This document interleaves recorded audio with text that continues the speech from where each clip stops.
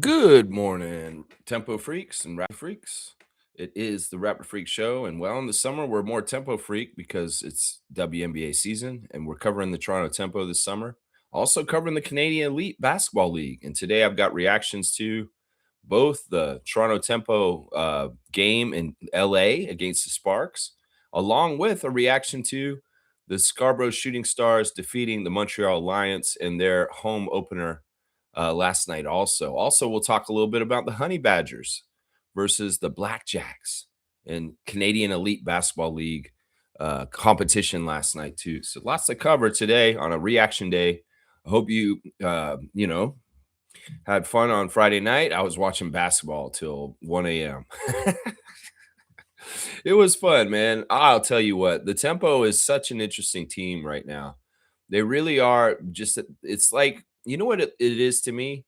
It's like the Yellow Brick Road in Wizard of Oz. They just started, like, they left the little munchkin village. They just started their journey. They're just so in the beginning of it. And there's so much more to happen. So much more to happen. Milestones and achievements and failures and defeats, and also, championships down the road. I know they're going to win a championship. There's just a feel to this team, and not this year. I don't know when they will exactly, but we know the Toronto Tempo is going to win a championship, and Masai Ujiri will be there for it. I know he will be. I can already tell. But yeah, it was a hard fought game. The Tempo started really slow, and the Sparks were on fire. The Sparks hit their first 7 shots and didn't miss, including 3 threes that were bombarding the Tempo. And right away, they were down by double digits right away. And, 20-point leads in both the first and second halves of this game. And, well, they didn't roll over and just lose. They kept fighting. And I love that. The Tempo's personality so far is very scrappy, and it's about disruption.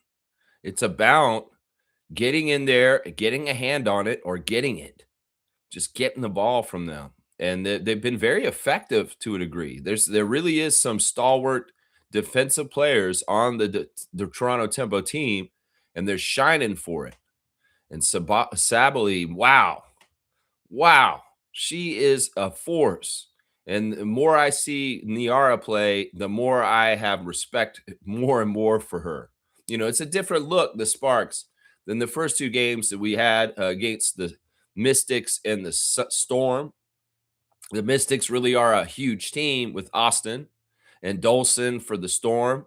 And while the big for the Sparks isn't as big and bulky and tough to manage load-wise, they're more long and lanky, the Sparks team, with long limbs, very skinny. It's like the L for LA stands for long, between Ray Burrell and Cameron Brink and De'Erica Hamby. They're a long team. And NECA coming back is a real force for them. And, of course, Kelsey Plum, being the annoying person that she is, with her goofiness and her making shots when it matters late in the game, really annoying. In fact, Kelsey Plum was the most powerful player in the game to direct it to the victory for the Sparks in the game. And I was hoping the most powerful person in the game would be Eminem, Marina Mabrey. But unfortunately, that wasn't the case. In fact, Marina had her worst game so far this season last night. Just couldn't get going. Just couldn't get it going for whatever reason. Maybe the Sparks had a plan for her. Maybe it was just an off night. Maybe it was just they didn't find Marina enough in the offense to get her going. She also didn't play a huge amount of minutes too, which was interesting. Sandy limiting her minutes to only like 20 minutes in the game. So yeah, there was, despite Mabry not being a main cog last night offensively, and the Tempo were able to find offense. The Tempo were able to find people to step up and get some points off the bench. The bench scoring was fantastic for the Tempo last night. But yeah, it would have been nice if Chef Mabry had been cooking up some dishes for the dinner last night. but that wasn't to be. That wasn't the case. So yeah, we got the stars of the game. We've got the classic card. We've got the scout of the day. We've got all the great segments on the Tempo Freak stream, Tempo Freak slash Raptors Freak stream, Canadian Basketball Freak stream, whatever you want to call it. We're at WNBA season, so it is definitely Tempo Freak stream. So yeah, let's check in with the comments and see what y'all are saying this morning in reaction to the Tempo defeated by the Sparks in game one. We'll play them again tomorrow in the afternoon. So no late night for me, thankfully. And we'll see if Sandy and the Tempo can even up the score with the Sparks tomorrow. But the Sparks got their first win of the season after going down 0-2 so far this year. That's right. Daniel Barry, Sports Highlight, is in the house. He's saying happy Saturday. Sup, guys? Happy Saturday to you, Daniel. I appreciate your enthusiasm and your subscription to this channel. And happy long weekend, my guy. Hopefully you're having a nice, relaxing R&R kind of weekend where you get time with family and friends that you love, doing activities that you love to do. So yeah, Daniel, only the best to you, my guy. I appreciate you. Trevor J is next in the chat, and he's got his words of wisdom this morning. He's saying sometimes all you need is just for someone to be there, even if they can't solve your problem. Just having someone who cares can make all the difference in your world. Yeah. Yeah, I really do. I want to say this. I really do appreciate Adriana for being at my side this week during the stuff that we had to do this week in my family. It really meant a lot to have the comfort of a true friend and somebody that I just think the world of and I love so much to be there with me by my side to comfort me in these last couple days. So I appreciate, and I appreciate a lot of different people. I appreciate you guys too. You guys are definitely a group of folks that really, really have been so supportive towards me, and I appreciate you guys too. And I try and give you guys the support back if I can. You know what I'm saying? So yeah, blessings to Jones family and all the Raptor Freak families. That's right. That's right. Trevor's bringing it up that the Tempo come back in a very close game. I can see this team beating lots of good WNBA teams this season. Well, it's interesting because one of the learning curves for me about the WNBA is learning the personalities of the other WNBA teams and kind of what their aptitude and level they are on the escalator towards the WNBA championship. Like, who are the bottom tier teams? Who are the middle tier teams? And who are the top tier teams? And I feel like so far we've played, middle tier to bottom tier teams. I don't think we've played in the top tier teams yet. And gauging it that way and thinking about it, it's kind of get the personalities. You see the coach of the Sparks and all the players in the Sparks and the style and what they kind of like to do and stuff like that is very interesting.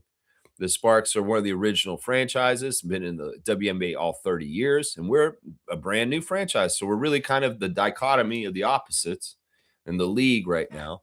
There is a rich history for LA Sparks in the WNBA already established over decades. So it's an interesting thing to be discovering this league even at a more in-depth level with the Tempo in town now for Toronto. Yeah, it's awesome. It's awesome. I'm having a lot of fun with it. Yeah, I don't know how to gauge this, Trevor. You have a better idea. And if you're going by what you're saying, you think that you saw last night is like foreboding to the Tempo getting some wins against top teams. I love it. I love it. I love hearing that. We'll just have to continue each foot forward on this trip down the yellow brick road to see where we get to with this WNBA expansion team. It's a fun time right now. It's exciting, and I enjoy it. And it's kind of cool to see a team from the start. It's kind of like watching a plant in your garden from a seedling grow into becoming a stronger plant and into maturation. So that's part of the fun of this whole Toronto Tempo time right now. It's just getting to see it grow, All right, let's see. Trevor's also bringing up the NBA playoffs last night that the Spurs have defeated the Minnesota Timberwolves and will be moving on to the Western Conference Finals against Oklahoma City Thunder. Now, this is the Western Conference Finals I think everybody wanted because this has been a marquee matchup all season long. I mean, you got Wemby versus Chet. SGA involved. There's just it's a real star power kind of matchup and they're a really good matchup for each other. In fact, the Spurs played the Thunder better than most teams in the NBA this year. I think they actually beat them in the season series. So if any team's going to give trouble to Shea and Lou and Alex Caruso and the Thunder, it's the Spurs. So this Western Conference Finals should be epic. It should be very, very good. The Wemby has earned his stripes going through a series with Timberwolves. It's a very, very tough team to beat. And well, they should be very proud. This is a huge crowning achievement for the young core of the Spurs because they're going where they've never gone before, and that's the Western Conference Finals. And I'm very, very proud of them as a Spurs fan. I am proud of them. Yeah. Detroit ended up beating Cleveland last night in game 6 in Cleveland to force the game 7 in Detroit. Yeah. Yeah, Cleveland couldn't do it. And now it's a game 7. Now the Knicks have even more time to get OG healed up and ready for the Eastern Conference Finals. And well, there's going to be another game tomorrow for game 7. That great 2 words, game 7 in the playoffs. Yeah, Detroit Pistons, Cleveland Cavaliers. And well, the people are coming after James and Donovan again this morning. And they're pointing to their game 6 record and saying that these guys just don't have a good game 6 record. Well, they didn't have one good in our series either because they lost that game 6 also. So yeah. Yeah, and is this criticism fair to should be Hall of Famers like James Harden and Donovan Mitchell? Maybe it is fair because James Harden hiding in the bush is not just a meme, it's a reality that happens every postseason. So we're just gonna have to see what happens in game 7. James, big game James. Yeah, that's not the right nickname if you can't close it out, my guy. That's right. James is here. But what this is big game James for us. Raptor Freak James is in the chat and he is asking me if I can scout Kareem Lopez. For sure, my guy. Just for you, James. We'll go and do the scout of the day. It is brought to you by James, Raptor Freak James. And we're gonna go look at Kareem Lopez right now. I do not watch college basketball. I am so hyper focused on Toronto Raptors and Toronto Tempo now that I don't have any time to watch NCAA. So this is a cold take. Like this is me coming in cold, not knowing nothing about this guy. And this is going to be me telling you my unfiltered opinion on first impression. So here we go. We're going to go look at Kareem Lopez. Kareem Lopez is a Mexican professional basketball player who last played in the NBL for New Zealand.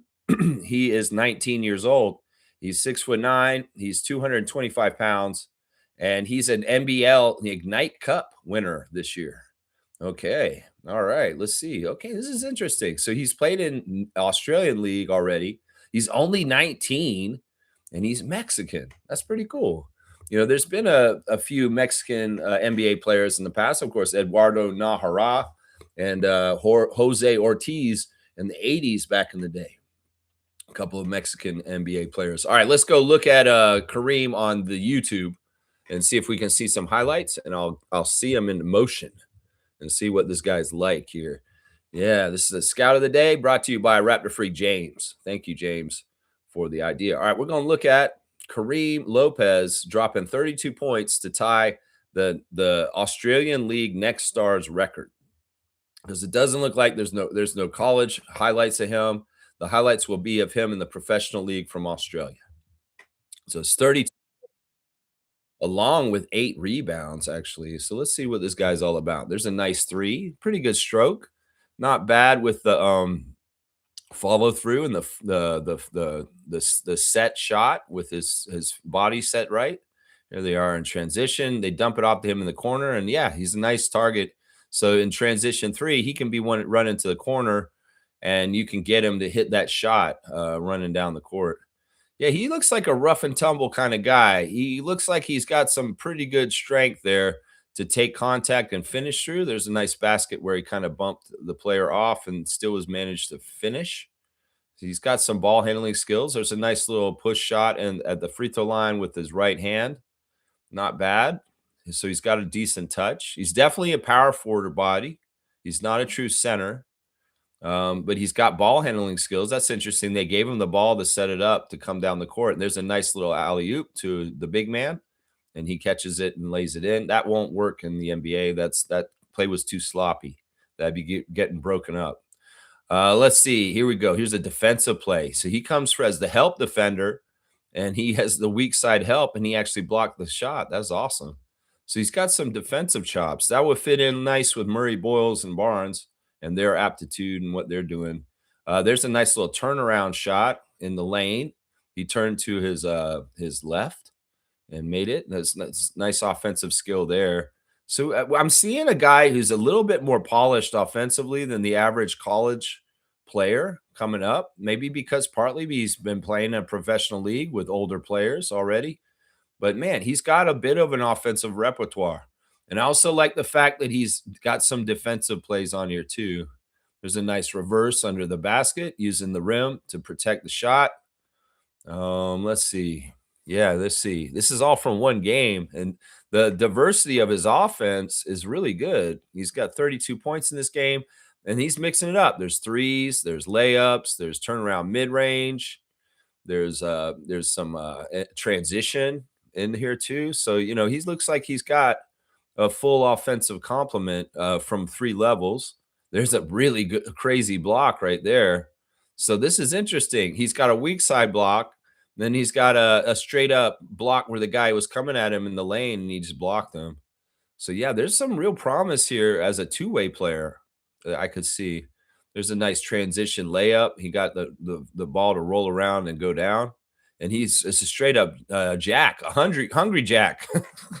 He made a hungry jack. He jacked him for the ball and ran back and put it in the hoop. Yeah, I don't mind this guy. I mean, where is he, James? Where is he slated to be in the draft? Like, where is he projected right now?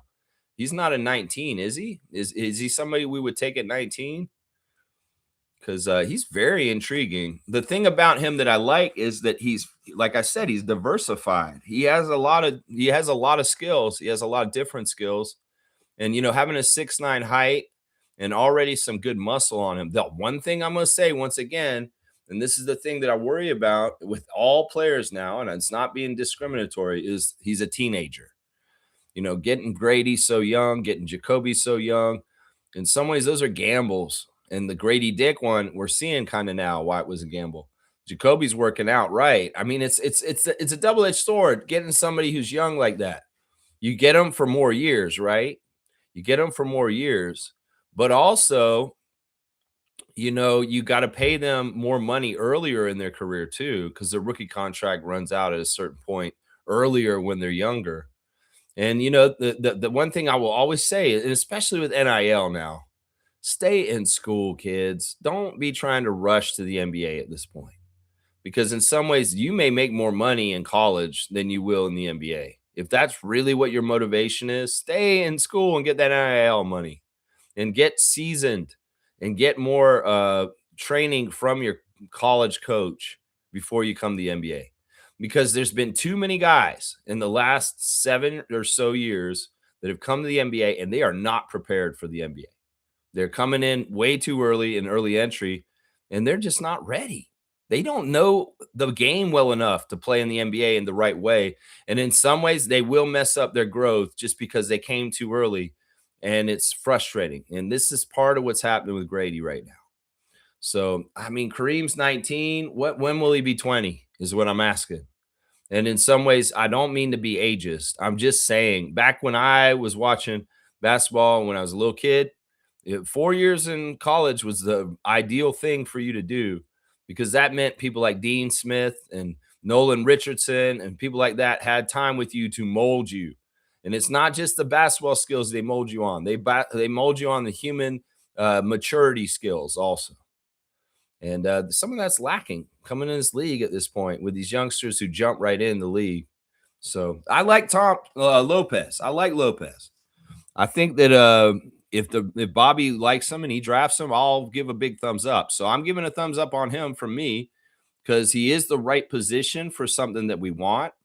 And he looks like he's got a nice versatility and a nice plethora of offense, that he could be a great defender, but also a decent rebounder, and also an all-around kind of player that can bring the ball up the floor too and do other stuff too.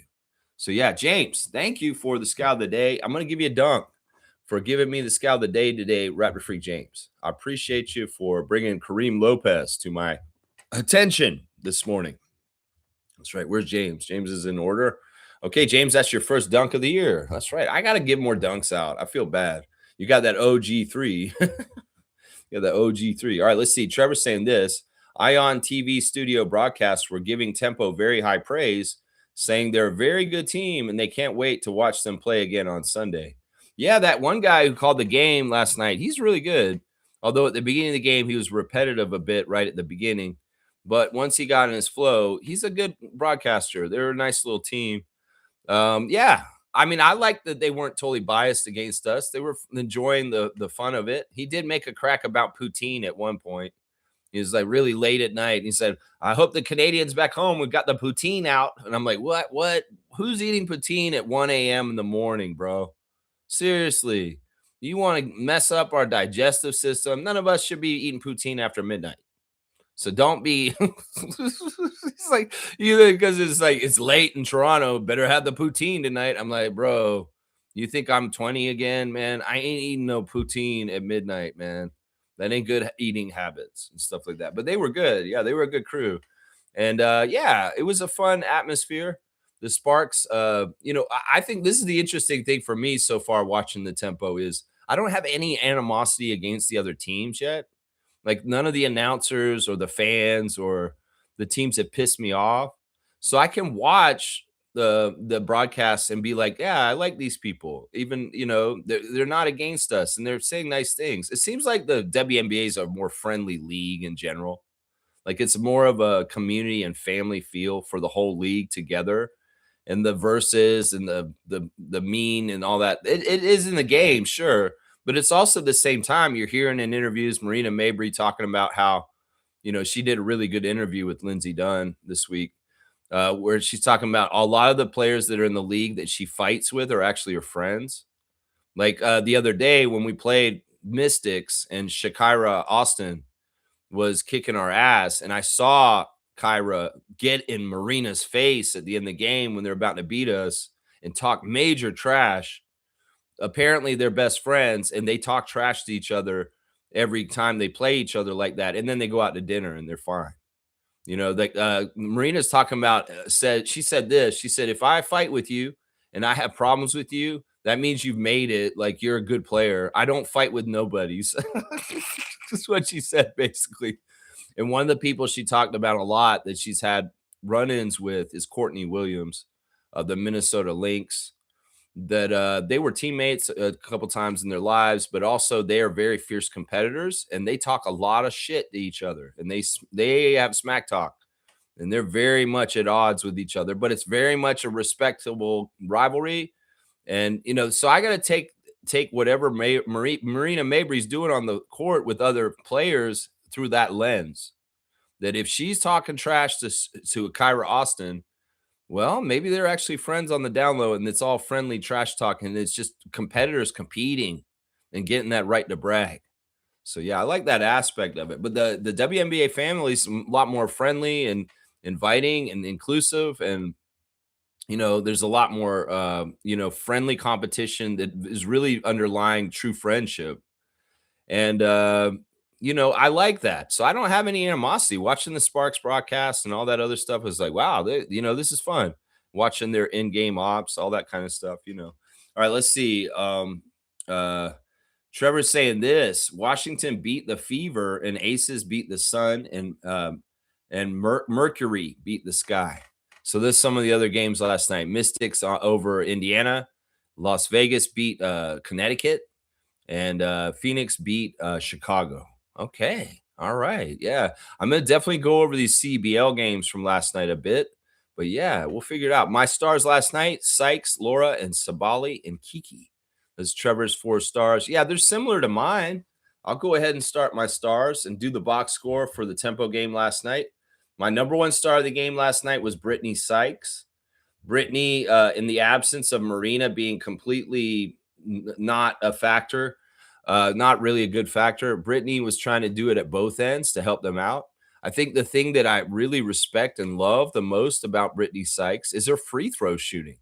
We saw last night Slim get to the line on technicals and flagrant fouls and all kinds of stuff. And the commentator at one point noticed that, wow, that was the first time Brittany had to shoot a free throw with people actually standing along the lane. Yeah, Brittany has a quest this year to shoot over 90% from free throw. And well, she went 11 for 11 from the free throw line last night. And that was very important. Some of the shot selection by her drives me nuts. In some ways, she takes a lot of outside shots and they're a little off balance sometimes.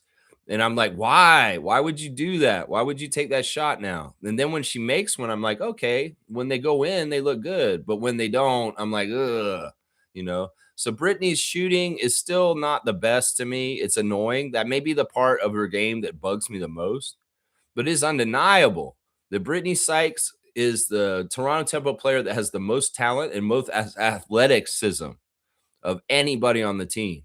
She really does.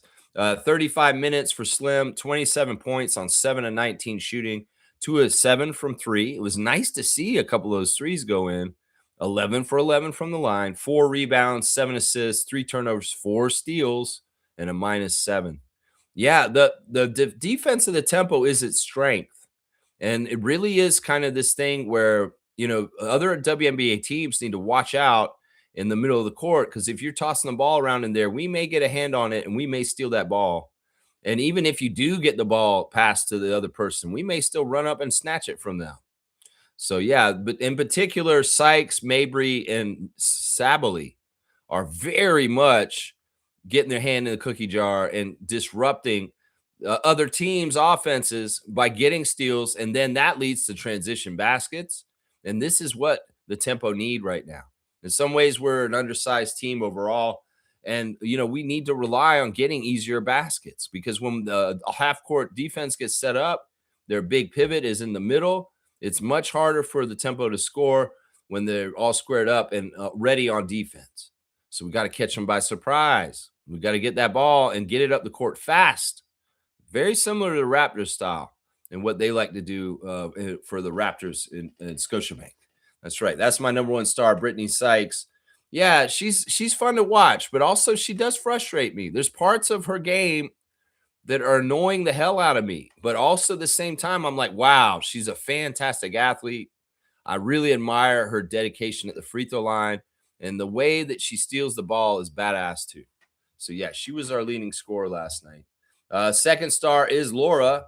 Laura Euskade is a very interesting player. She didn't play a whole lot in the last game, but she factored in major in this one. And I think that it's really cool that Sandy has so much trust in her. In the interview after the game, Laura had to remind the press that she's no rookie. She's not new, even though she's new to the WNBA. She's been a pro for many years, and she's 28 years old. And just because they didn't see her in the WNBA doesn't mean she's not polished, mature, and very confident in her professional basketball skills.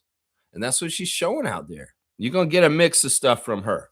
You can get a little bit of ball handling up the court. You're going to get a get on the floor attitude to get after the loose ball. You're going to get some offensive rebounds. You're going to get a few surprising threes. They're going to drop for her too. But yeah, Laura was great. She's on my fantasy team, so I had a big smile about last night. 25 minutes for Laura, 16 points in 25 minutes. That's really good points per minute. 5 for 9 from the field, including 2 of 4 from 3. She was 4 of 5 at the free throw line. 3 rebounds, 4 assists, 1 turnover, 4 steals, and she was a plus 19. She was the highest plus minus on the team. And when she was out on the court, the Tempo were coming back on the big lead for the Sparks. She was definitely one of the people out there helping turn the tide and eat up 20-point lead to make it much closer to only be a 4-point loss. Because, man, that was bad at times. I mean, it really was the opposites. It's like from the start of the game, the Sparks couldn't miss nothing. They were hitting everything, and we couldn't hit nothing. So we, in some ways, that's where the game was lost, was getting off to a bad start and letting them get off to such a good start. This is classic stuff. We said this with Raptors games this year. We messed up at the beginning of the game. We spotted them 10 points, and then we never made it up by the end of the game. Yeah, that's kind of what happened last night. And it is a testament to them to not giving up when they were down by 20 at a couple times in the game and closing the gap and making it very competitive at the end, where the Sparks were worried about losing this game. They had to play to the end because we were coming and there was some momentum for us where we could have snatched this game right at the end, even though we were losing pretty much the whole game. So, yeah, that's good. I like that. That's the kind of stuff we need to see, that never quit tenacity that is keeps coming at you right up until the final buzzer. And they were showing that. And Laura Euskade was kind of the ringleader of this in some ways. She had that energy that was building to that. So yeah, I really appreciate Laura. The 4 steals were huge, huge. My third star of the game is the rookie Kiki Rice. You know, after the first game and getting a goose egg and not scoring, a little bit of confidence issues for Kiki. Sandy Brondello had a pep talk with her and told her, you know, you wouldn't be in this league if you weren't good. So believe in yourself and do what you do. We know you're a badass and you can get out there and show it more and more. You're in your beginning of your journey. You're at the beginning of the yellow brick road and you might as well be Dorothy, Kiki Rice. That's right. And in some ways you're learning more and more. And well, you get more and more confidence. Some were saying last night that Rice may have been in the friendly confines of the city where she played her college ball, UCLA. And that was special to her. And that was going to make her rise to play another level. 21 minutes for Kiki, 11 points on 4 of 7 shooting, 3 of 4 from 3. She made her first three attempts. And I was like, wow, okay, this is good. Because I wasn't totally sure how she was from behind the arc, but it's translating. And she looked really good for the threes. And they were timely threes in the beginning when the Sparks were just running away from us. We needed these threes from people like Euskade and Kiki Rice just to keep up because Marina wasn't hitting them. And Kiki hit 3 of 4. The fourth one was the miss. 2 assists, 1 turnover for Kiki. And she was also a plus 15. So she had a winning effect just like Laura. The other thing I really liked about Kiki Rice last night was she's a very on the ball kind of defender. She's very dogged and she's very like tough to shake. And she's really putting a lot of energy into that end of the court. And I'm sure that Sandy is demanding it. That this is the thing. We're going, rookie, you just came in the league. We're going to establish good habits for you right away. And you cannot ignore the defensive side of the basketball. And well, Kiki showing very good defensive presence out there, along with some bomb threes to make those shots. And it must have been fun for her because in some ways it was a homecoming, this series against LA, these 2 games that are this weekend. That's right. I'm going to do 5 stars, even though we lost. Because I don't know. I feel like I want to give credit to a couple people here. And Sabali is definitely the next one. Niara is just essential for this team right now. We don't have Niara. Well, it's the Raptors without Pirtle. Let's just put it that way. There's no Sabali. There's no chance in hell the tempo can compete. And I'll say that. It's just like Jakob Pirtle. And once again, I'll say this. You don't have Sabali. You don't have Pirtle. Your team is undersized and getting bullied and pushed around in the paint more than you would think, more than you realize, casuals and nephews that talk about Jakob Pirtle the way you do. Well, Niara is so essential to this team at this point. And wow, she's doing a lot of thankless work. In some ways, this is her dedication and loyalty and honor to her coaches, Brondello and Lang, because look, they've been working with her for a long, long time. And Sandy, in some ways, when they made the move to get Niara in the expansion draft, was because of this. Because Sandy was looking at the people available, and she's like, we have to get Sabali. Because you know what? I can depend on her for this, this, and this. And if she's on this team, we'll have a fighting chance. And that is totally true. I mean, if we had gotten Austin and the Mystics had not signed the offer sheet, that would have been huge for sure.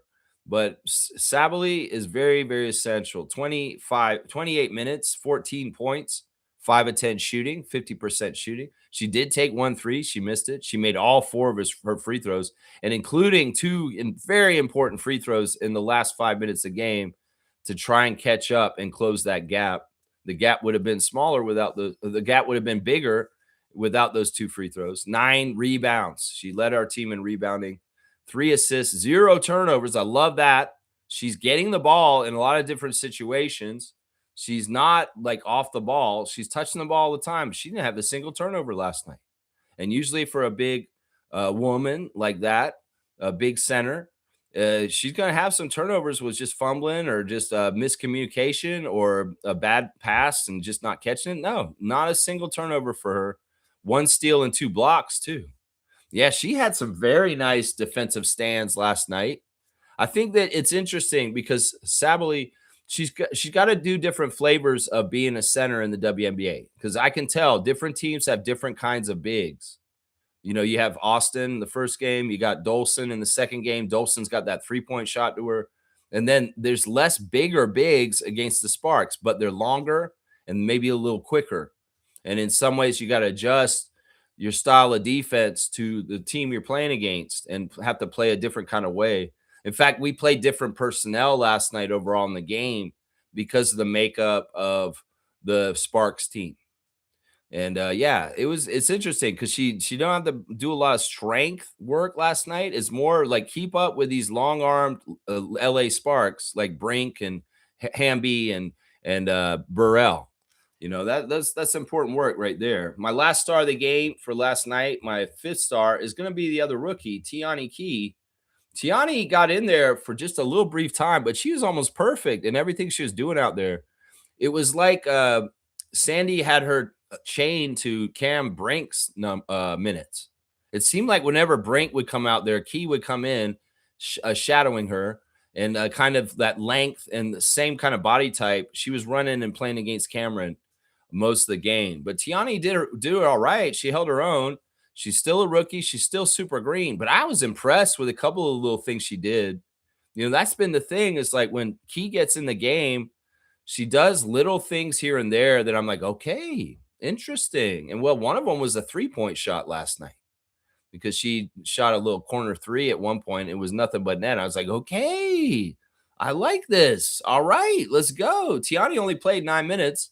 She got 5 points. She took that 1 3. That's the only shot she took. And then she made 2 free throws, not missing a single one. So very, very perfect shooting for her. 2 rebounds, 1 assist, and a block with no turnovers. That is a great stat line for a bench rookie coming in her 3rd game ever in the WNBA. That's a great stat line. Very efficient, no mistakes, just doing everything correctly. Getting a block and 2 rebounds and an assist. Wow. I like that. I like it a lot. Yeah. Honorable mention will go to Kia Nurse, who was plugged in the second half. Sandy wasn't going to play her, I didn't think. I was like, well, it looks like Kia's not in the rotation tonight. But then when the game was like kind of getting a little bit more like, all right, this is on the clock. If we're going to try and make the comeback to come back and get them and steal this game by the end of the game, she put Nurse in. And Nurse was a little bit of a catalyst. She was a little bit of a spark, so to speak, against the Sparks. And it was like hard-nosed veteran presence. It was physicality. And there was one point where she took a very, very uh, purposeful shot that was absolutely money, and we needed it at that time. See, I want to give an honorable mention to Kia Nurse. 9 minutes for her in the second half. And really, she just got in there to give a boost for the last little part to try and get over the hump, to try and still come back and win this game. Yeah, she had 4 points, 2 of 4 shooting. She missed both her threes. She got a rebound, an assist, and a steal, and was a +8. So they were coming back with her out there. Laura, Kiki, and Kia with the pluses. Yeah, while they were out there, the plus minuses. Other players to go over. Nina Milic was the starter once again. You know, I like the Nina Milic start. In some ways, she's very vet and she understands a lot of things. In some ways, she's still getting her feet under her in North America, and she's not, you know, she's not totally up to speed. But I kept predicting she needs to have some synergy with Julie because her and Julie were playing at Fenerbahce just before this, and there's a familiarity there. In some ways, we need to lean into these prior relationships, and that I'd like to see Coach Brondello work with some play sets with Alamon and Milic in mind, because that just seems like it's smart. You're a brand new team that's just starting out, and gelling and chemistry is a premium. You need these things, and especially early. And well, there's already prepackaged gelling and chemistry between Nicolina and Julie. Oh, why wouldn't you use it, Sandy? Can you run some plays, two women plays with those two in mind to start the game? And maybe you can get some things going easier. I'd love to see us utilize the whole philosophy of getting the first basket near the basket, drawing up a nice ingenious play where we get a layup or a post move, a high percentage shot to open the can of worms for the game. Because that's the big problem last night. They came out and, well, they were bombing threes to make their shots right off the bat. And, well, we can't rely on coming in cold to bomb threes and try and do that. We need to go inside. Like the classic basketball rule is, you start from the inside and work your way out to get your outside shots. And we didn't score for a while at the beginning of the game, partly because maybe the shot selection wasn't the best. But maybe a really good idea for Coach Brondello would be to set up some sort of two-person game between Julie and Nicolina, because they do have time served together, playing on teams together, and there is a familiarity there. Yeah, Nina was 5 minutes at the beginning of the game, and she got 2 turnovers, and she got pulled, and that's it. So she's really rough right now. But there's a lot of potential with her. She's very big, useful player, and we need her. I mean, in some ways, maybe she's not playing or a whole lot if Fagbenle and Harrison are healthy. But in some ways, we got to discover more about Nicolina. Marina Mabrey, tough game last night. 21 minutes, 7 points, 3 of 10 shooting, 1 of 6 from the field, and 2 rebounds, 3 turnovers, and a block. Minus 21. Yeah, this is a dud game for her. I hope I didn't mess her up, because I started saying she could lead the league in scoring. She's so good and all this stuff. We can't lose with Marina Mabrey. Well, when she's a dud, it's tough. And in some ways, you could tell she's frustrated. You could tell she wasn't totally her best self. These things are going to happen. Nobody's perfect.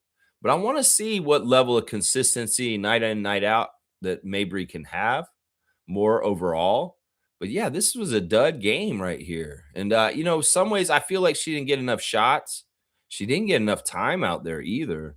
Maybe Sandy was managing something with her on the down low, the nagging little injury that we don't know about. Maybe there's something going on with her. I mean, she did say her back was messed up for the preseason games, and that's why she didn't play in those games.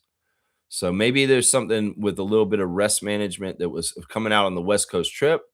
And, well, I would expect that Marina is going to have a bounce back game on Sunday and make a big, huge statement in that game and kick some major ass. I'm going to see that, because if she's like Scotty Barnes, she has a bad game, she's coming back with a very good game the next game.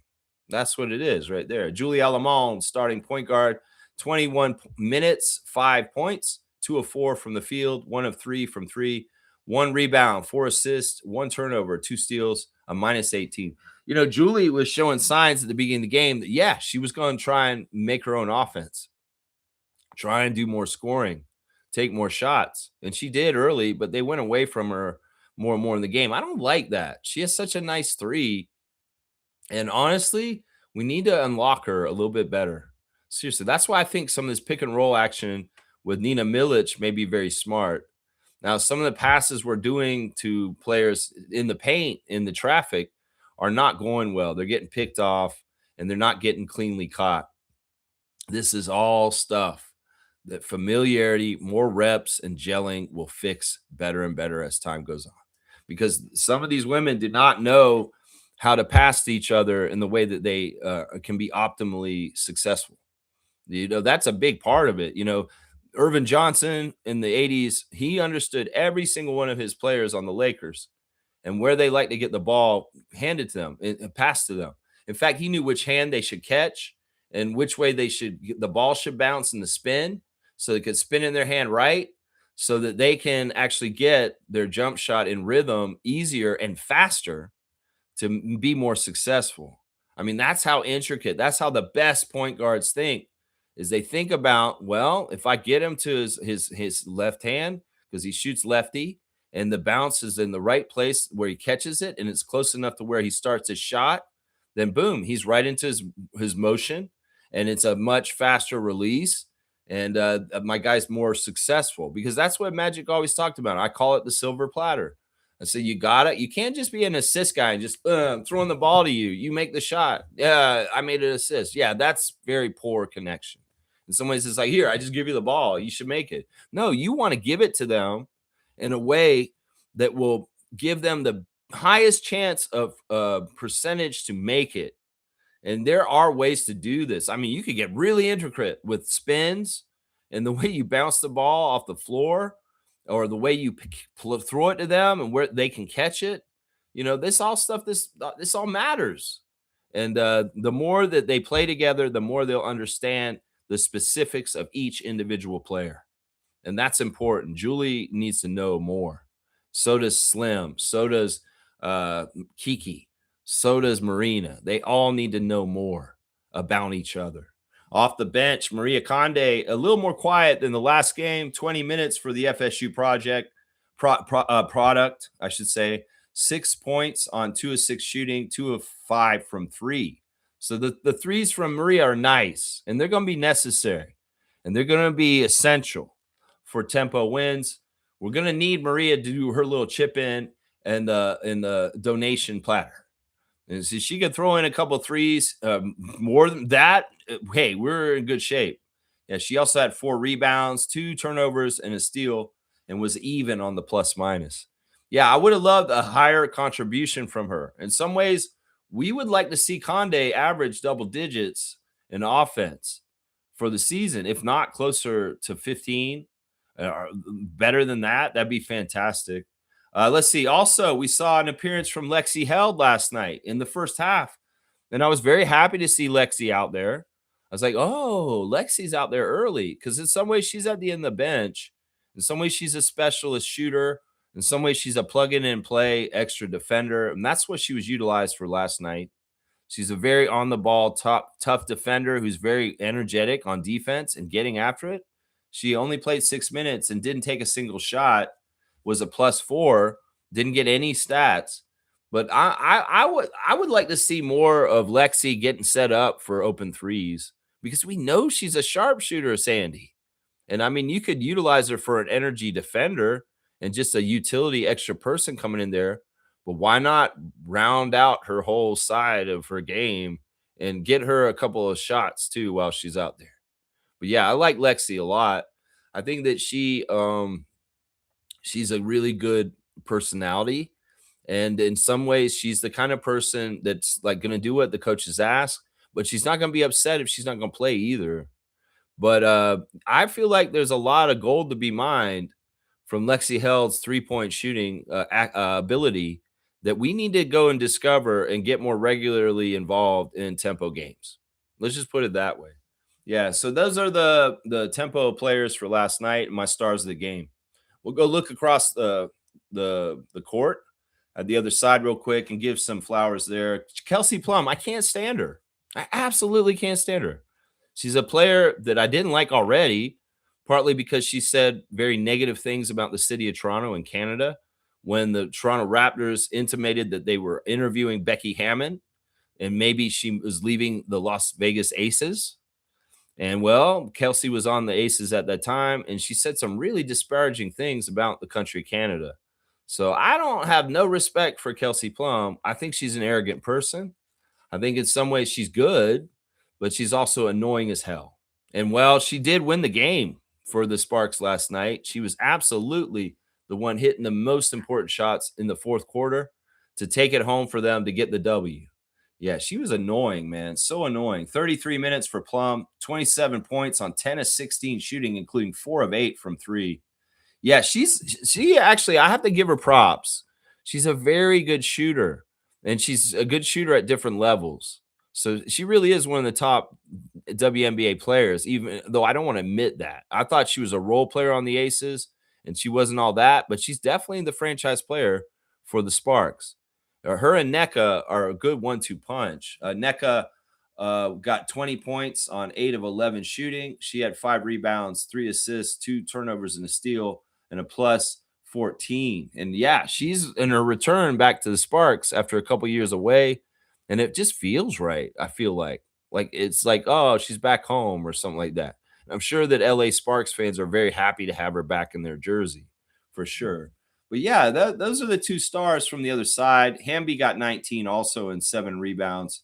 A very quiet 19 in some ways. Yeah, the refs were weird last night. Randy Richardson got mad at Burrell at one point and gave her a tech just for kind of clapping at him. But yeah, watching the refs were interesting. Kevin Fahey didn't seem like he had the game under control very well. He didn't seem like he had the game under control very well. All right, we got Infamous. We got the Infamous 6. All right, sir. Hey, Infamous. How are you doing, how you man? doing, Lance? I'm good, man. What's going on this morning? I'm good. Hope you're doing well. Hope you and your family are doing well. Let's return it back to the 6, the infamous 6. So I got 6 points here. All right, let's go. Number 1. I just want to say, number 1, great game. I love the game. Love the fight from both teams. The Sparks had 6 players in double figures. We had 4. Yeah. Right. Okay. So, like I said, they had to pull out everything to pretty much beat us last night. Like It wasn't just a walkthrough for us. Like the competitive fight in this team, I love it. I enjoy watching it. And listen, man, if you're not watching the tempo, get on the boat. Get on the train early, man. This is going to be a good, entertaining team to watch. You want to be a day one. The league's picking up on it already. Yeah. Go ahead, sir. My dad was. We've had a long week, and he was playing Scrabble with me before the game, and then I was like, well, I'm gonna watch the tempo game now, and he's like, man, I'm tired. I'm gonna go to sleep, and I was like, okay, and so I started watching the tempo game, and he was still lingering. And he's like, wait, this seems kind of cool. And he sat down. He's like, maybe I will watch this for a little bit. And he hung out and watched the first half with me at least. And he was like, this is a lot of fun to watch, is what he was saying. It is. Yeah. It really is. Yeah. So point number 2. Oh yeah, point number 2. I don't know if you agree with me on this one. This was the first game that we literally had the refs in our favor. Yeah. Did you notice that? A little bit. Like, wait a minute. Are the refs on our side? What's going on? Yeah. This is funny because I was segueing to this segment right next, just when you called. So this is perfect. I will say Kevin Fahey, he had a really bad sunburn, first of all. And second, he lost control of the game a couple times. And it didn't look good. That was weird when the Sparks had that weird substitution and they ran somebody out on the court and they caught them. They're like, there was no buzzer and no substitution. Yeah. Like, what was that? That was crazy. Yeah. Lynn Roberts doing something funky there. And they got burned and they got we got a technical shot for Sykes for that. What was the other thing? The other thing about the refs that was interesting was Genesis. We had a 4-point play with Sykes where they called. No, sorry. There was a Sabali. Sabali was coming into the lane, and I don't think it was a serious knee. What was the Aguande? Yeah. What's her name? NECA. NECA. Yeah, NECA kind of kneed her, touched her a little bit, and they called the foul. I'm like, wow. I'm like, what's going on here? This is like bizarre. We're actually getting calls. We got to remember that in some ways we are, like I keep saying to myself, you're conditioned with NBA playoff basketball calls from the Raptors series coming into the tempo. And this is the tempo regular season WNBA. And some of the stuff they're going to call is going to look like weak sauce. And that's fine. That's fine. And for whatever reason, I'm not going to say it's because women are more delicate or anything like that. That's not why it is. I think it's the differences between the regular season and the playoffs and stuff. But yeah, I honestly, let me talk about Genesis though for a second. Genesis Perrymon, who was the 3rd ref last night. She's a rookie ref. She just got hired by the WNBA like 3 weeks ago, and she's never really reffed at this level ever. And she made big mistakes last night. Like, there were a couple times where she did not cover her spots and what she was trying to do out there. And that was part of the factoring of what some of the confusion out there. But I did like the one play that I thought that they did really well was the closeout with Sykes, where Burrell got underneath her feet. That was absolutely the right call. That was a reckless closeout. Or was it was Kate Martin, actually. It was Kate Martin that got underneath her. But yeah, I thought the refs were good. And you took it as they were on our side? Well, hey. No, I look at it this way. I guess I have a little bit of bias when it comes to refereeing, being a Raptors fan. Yeah. And the fact that I'm not used to us getting a fair whistle. Oh, okay. So I think that bias, I think that's how I kind of looked at it. I was like, wait a minute. The refs are actually being fair to a Toronto team. So maybe it's that little thing that I think, it's a Toronto team. They're going to screw us. We're on the road. I think we have to throw all that out with them. Yeah, we can't take the stuff that we have, the history with the Raptors and the refs, and apply it to this, because it's a whole new thing. And it could very well be that a couple of different factors. It could be that Sandy's a very, very respected coach in the WNBA. Correct. So she's not a rookie coach that's going to get like disrespect. And it could also be partly that the tempo style of play is sometimes is a respectable style of play because it's hard working and getting after it. So, yeah, I think that's what it is. All right, 3. The next point. Yeah. I got to give credit to Kia Nurse. I think she's the one that actually kind of gave a big spark to the comeback. Yeah. When she came in with a little bit of, you could see she came in with a fire in her eyes. A force. I mean, with a force. Her defense, she helped picked up the defense. Who'd that remind you of from the Raptors? Another hometown hero. Yes. RJ. Yeah, because it's like when things are kind of stagnating and things are kind of stale on the offense, you want a straw to stir the drink. You want somebody who's going to forcefully try and get something going in motion. Yeah, that was a little bit what she did there. I mean, it's not on the scale of RJ Barrett with the Raptors and the repeated bully moves down in the lane, but there was exactly what you were describing, a force to her that she came out with. It was like an energy. It was kind of like, all right, we're going to up the compete factor all of a sudden on the Toronto side. Correct. Yeah. Correct. Yeah, that was awesome. I agree with that. Yeah. Awesome. All right, where are we? We're on 4? Okay, number 4. All right. I wasn't a big fan of her, and she's still got to bring me over. But I know you mentioned Sabali. Yeah. I was not a huge fan. And I'm kind of on the fence. The thing that I notice about her is she's a little bit clumsy, a little bit offset in her offense. And I picked up on that. I'm like, every time she has the ball, I'm a little bit fearful what she's going to do with it. Maybe a little bit of indecisiveness and so forth. Yeah, she's great on the defensive end. I give her a little bit credit on the defensive. She's essential. But we're playing her.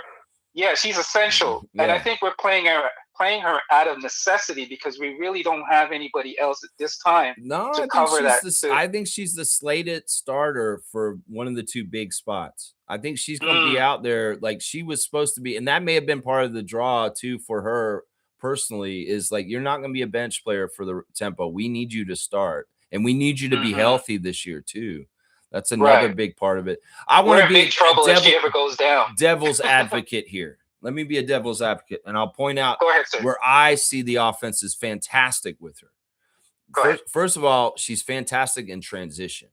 There's been times where we've been running a 2-on-1 break, and it could be Sykes or Mabrey, and they are dropping the ball off to her, and she's laying the ball up, and she's steadily making it.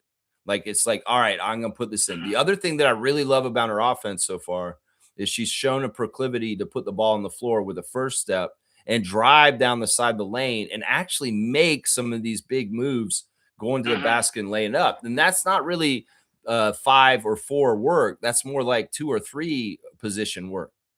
And fair enough for that. So in some ways, the other thing that will be interesting to see, also, she made very key free throws. She made all 4 of her free throws yesterday, and sometimes a big struggle with that. We know that. the other thing that's going to be interesting, and this may be the thing that gets you around on her, is when Go she ahead. starts hitting threes, because she's going to hit threes too. And that may be like, oh, okay, now I can see where she can be a little bit more useful. I get what you're saying about clumsy, and sometimes bigs in the NBA and in the WNBA can be very, very clumsy. They can have weird hands, or they stumble over their feet and stuff Yeah. like that. But I haven't really seen that overly bad with her. I've seen her kind of with her fair share of it. But I think that she's been way more effective than kind of a problem is basically my main point about Niara. So she's been Okay. so good, honestly. And I love that Oh yes. I love that she was the first tempo player to ever get their chain in the first victory. So yeah. All right, let's go number 5. Okay, number 5, and it's kind of a mixture. The reason why I thought heavily that we had a chance to win this game was I thought that Sykes' defense on Plum, because I knew Plum was going to be a key factor. I knew Plum was going to be the key to this victory. And Plum, I agree with you, Lex. I'm not a huge fan of Plum, but she's a monster. You got to admit she's a good player, and she's a good player. Those shots were so measured and so pressurized at the end of the game, and it's just like ice in her veins. She's got to do what she's got to do. And I mean, for us, the tape is like, all right, see what she did, and well, how do we stop that next time? And you know, if it's getting a dribble to a spot and then elevating, well, we got to be there better. And you know, I think that sometimes our defense is not all out like it should be. There are levels to get more suffocating and more covering up on them, and that we're giving too much space to certain people at different times, and that's where the fail is. That's where the fail is. The other thing that I don't like right now is some of the stuff we're doing does not make sense still, and this is very apropos to a team that just got thrown together in the last month or so. They don't know how to run the lanes on fast breaks sometimes, and sometimes they don't really understand defensive assignments in transition, and the other team's capitalizing on it by getting the ball into a big. And I don't know why, and this may be just partly because we are short with bigs with Temi and Izzy out, that Sykes is playing so much defense in the paint. I don't like that. I don't like that. I feel like, I mean, she's very smart defensive player, but she's going to be at a detriment size-wise. In some ways, it smacks of RJ playing Jared Allen in the playoffs. But that was good because it was effective. His strength on Allen worked, but in some ways, it's like Sykes is such a better defender on the outside, and having to have her be one of the kind of the big defenders down low like that to cover up, it's going to be bad news over the course of the season. Over the course of the season, because they played each other. No, they basically nullified each other, because you look at it, they both scored 20 points. Yeah, you can make the argument that Sykes had the better game, because overall she had 24, 4, and 7. So overall better game. But it's the defense that mattered on Plum, because I say if you cut off the head of the snake, which is Plum, you have a greater chance or a better chance of winning. You look at this. You look at the margin at the end, and it's like we really are. We're like 2 points away. We're only down 2 points, and this is when we buckle down, and we really need that stop. And well, Plum figured out a way to go through our defense and make the shot. Go through our defense and make the key shots when needed. All right, let's get that number 6. Number 6. I'm gonna say this. Sykes and our rookie Kiki, they cannot occupy the same court, man. I'm sorry. I know I picked up on this early. Both of them on the court is a no. You got to play one over the other at some times. I mean, sometimes you can play them both together, but I find that there's a disconnect there. I don't know if you picked up on that. There's a disconnect when they're both on the court. When she was on the court by herself, I feel that she has more confidence to operate. Kiki? But when yes, Kiki has more confidence to operate. Now I understand she's a rookie and she's going through the laurels of her first season. But when you put her out, when she's out there by herself, I notice that she feels more confident to do stuff on her own. But when Sykes is there, she has like this propensity to defer to either Mabrey or her. Well, I mean, that's the hierarchy of the team. It's going to be just like the Raptors with Ingram, Barnes, Barrett, and how they slot. So there's going to be that amount of stuff. And well, we got to remember also, Rice is in her 3rd game ever. And Correct. I understand that. she's Yeah. got to grow. And Sykes is 10-year vet, and Mabrey's an 8-year vet. And there's going to be a certain amount of deferring to them no matter what. But also, we got to have room for her to grow and become a more fully developed kind of She's going to rookie be great. coming. Yeah. She's going to be There's a amazing. lot of great tools there. And I think some of the stuff Yes. that's really important for Kiki is, once again, like a lot of rookies, establish the WNBA level of defense. Establish that first, and then you can work more and more on offense in the years to come. But like if you don't have that foundation of playable defense, especially for Sandy Brondello, you could find yourself on the bench and in the doghouse real fast. So there's a logical order to things with that for sure. But yeah, I think that the Tempo, in a weird way, have such a weird roster right now. We really are heavy on guards and not heavy up front. And with the kind of ambiguity of Alamone, Sykes, and Rice, and Mabrey even involved in that foursome, it's kind of tough to kind of sort out the role playing and who's playing what role and what's going on here. Because yeah, go ahead. Can I touch on the NBA Finals for one quick minute? Sure, we'll do the extra. Yeah, this is the overtime. Yeah, overtime. Sure. Yeah, I just want to say I am so much, as a basketball fan, looking forward to the Spurs and OKC matchup. Oh my gosh, yeah. I am salivating at this. You know why, man? You know why, Lex? This is the first time. No, I shouldn't say the first time. This is, as far as I can remember, this is going to be one of the best matchups for this reason. If you are a fan of two-way players, this is the series to watch. Both teams in their starting lineups have two-way players. They have guys that are excellent or neutral to above on the offensive end and the defensive end on both teams. Yeah. So it's not a situation where guys can necessarily be hunted. Like in most of these playoff series, you can see guys that can be hunted. Oh, this like Austin Reeves. Austin Reeves, he could be hunted. Luka Doncic can be hunted. On this team, there is nowhere to hide. There really is man for man. There really is a stacking of the lineups across from each other that is really kind of fun. You can start with Wemby and Chet and the whole thing with that, but then you get into things like Cason Wallace, Alice Caruso, Lou Dort versus Dylan Harper, De'Aaron Fox, and Stephon Castle. My gosh. And it's like you look at these lineups against each other, and it is. And this is the grudge match that everybody's was expecting all year long to be in the Western Conference Finals. And we're getting it now for real. And I'm going to tell you right now, there's no love lost between Thunder and Spurs Nation.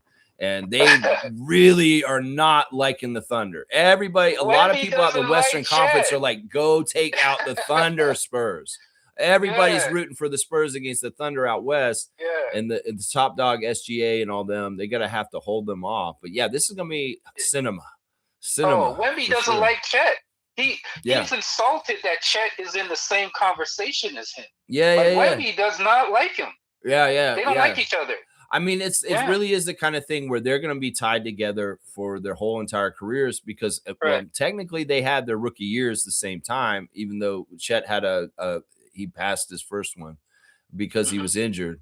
But it's just going to be, it's always going to be whether Wemby likes it or not. That's kind of your foil. That's going to be always kind of in your face for your career, kind of like Evans, Mobley, and Scotty, or Cade and Scotty, or something like that, you know? All right, That's Infamous. All I have, Lex. Fantastic. Infamous 6. We got some good points in there. That was really efficient and awesome. I love that call, man. And thank you, sir. I wish you the most blessed long weekend and Saturday. And I hope you get to do activities that you just really, really find immense satisfaction from. Thank you, sir. And the same to you. And let's go Tempo. Yeah, I love Infamous's enthusiasm about the Tempo right now. He's right, though. Y'all need to get on board right now. He's exactly Get on board now. That's right. Yes. Let's go Tempo. Right. All right, Infamous. Bless, my man. Bless. All right, cool. We got a reaction call from Infamous this morning. It's always nice to hear from Infamous. So cool right there. Yeah. All right. Let's see. I was in the middle of doing the box score. Let me finish up and do the team stats real quick, going over things. Yeah, it's too bad. Toronto was down 28-17 at the end of the first. That 11-point lead really was the hurdle to overcome. But it's interesting. They outscored the Sparks in the second and fourth quarter by a collective uh, 10 points. So they made up 10 of the points over the course of the game. The last 4 points was the margin for the Sparks at the end. Yeah, we shot 44%, which isn't bad compared to how we shot in the first couple games. But the Sparks shot a scorching 64%. And this really shows that we got to tighten up on defense. They're getting too easy shots, they're getting way too wide open.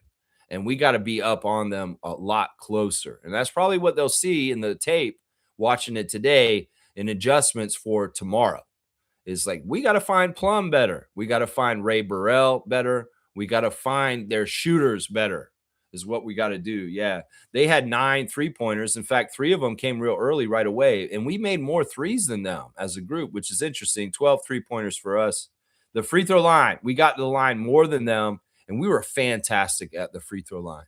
As a team, the Tempo only missed 1 free throw out of 22, shooting 95% from the line.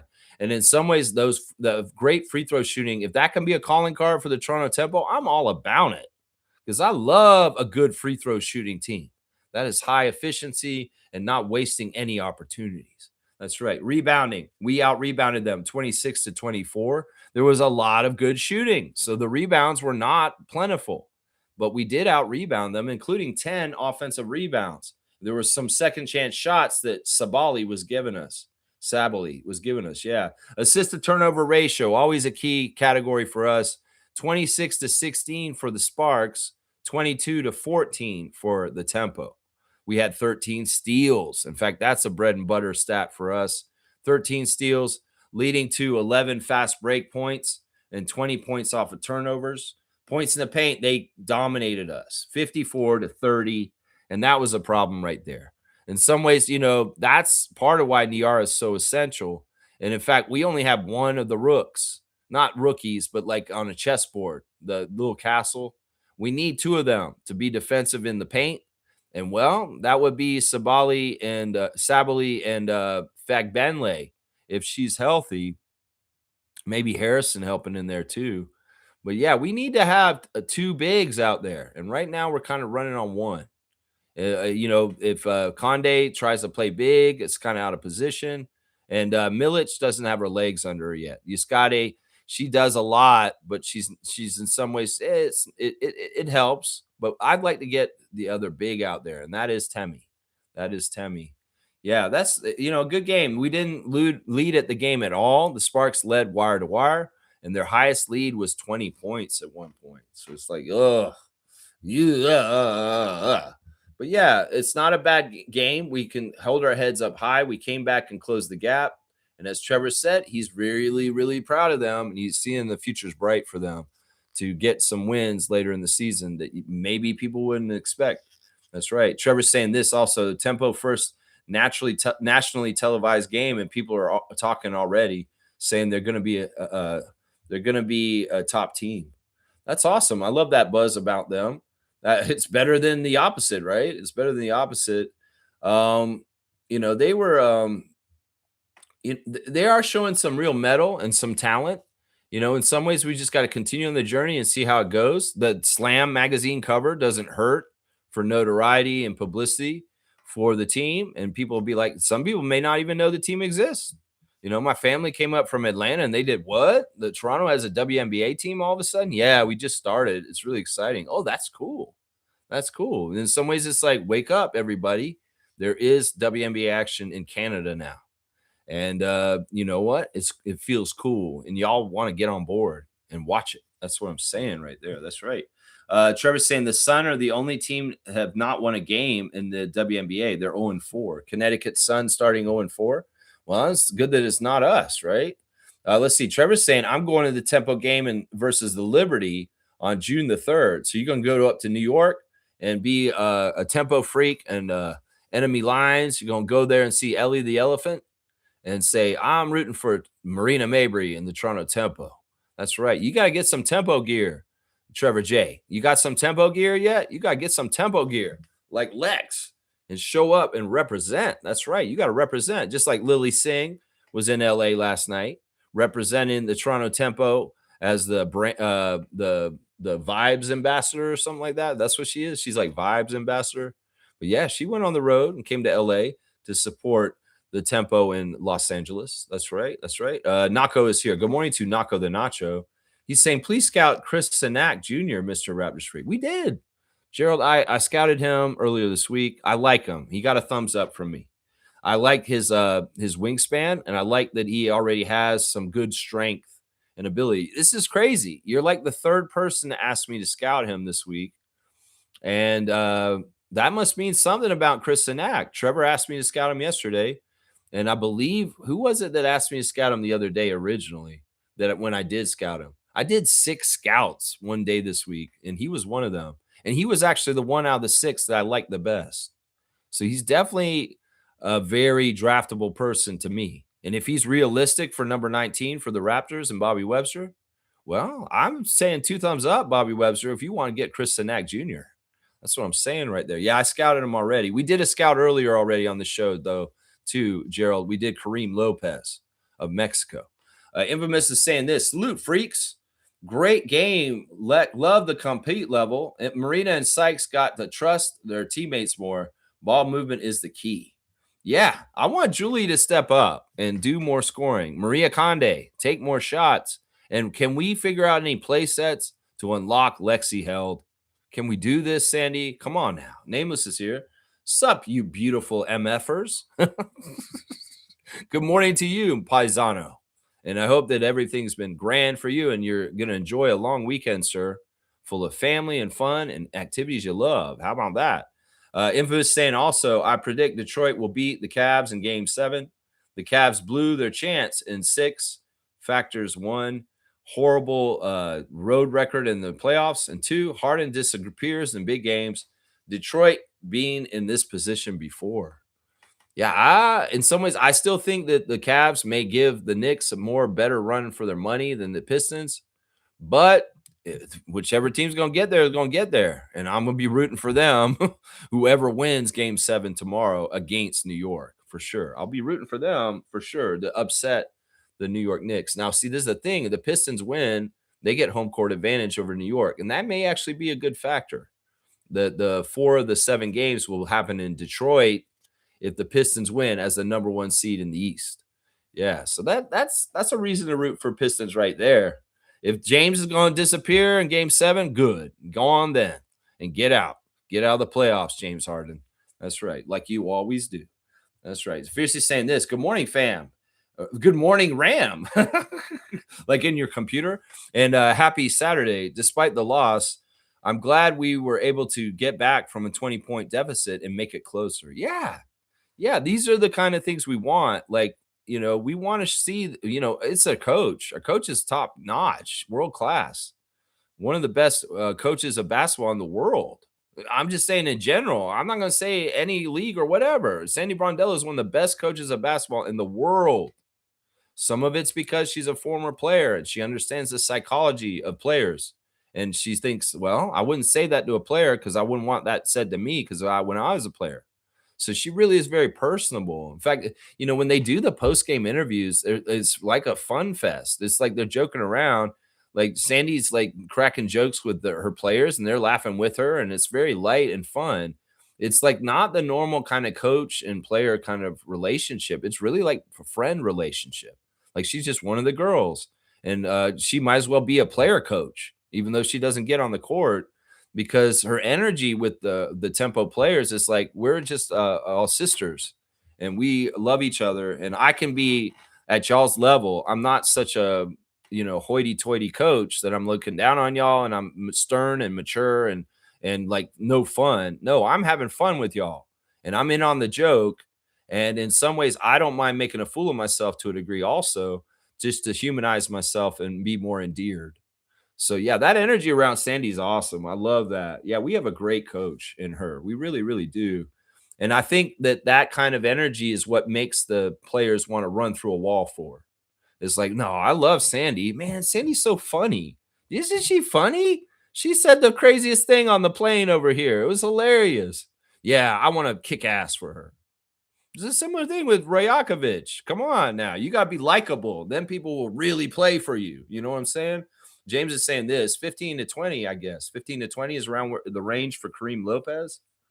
15 to 22. Okay. Well, that is our range. So he could be off the board before we get to 19, but he could be there too. All right. I'm going to put him in my 5. Seriously. I'm going to put him in my 5 with Chris Sinak Jr.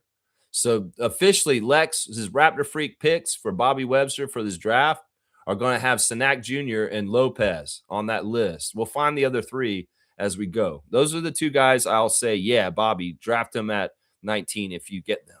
That's what I'll say right there. Yeah, in some ways, that Lopez guy was kind of like looking like Mexican Cooper Flag to me in a way. It's kind of weird. Is that wrong for me to say? Seriously, because he had an all-around game to him that looked very Cooper Flaggish in some ways. Let's see here. Fiercely saying this: Sabali's defense is really nice, but the broadcast did mention a few times she needs to remain healthy.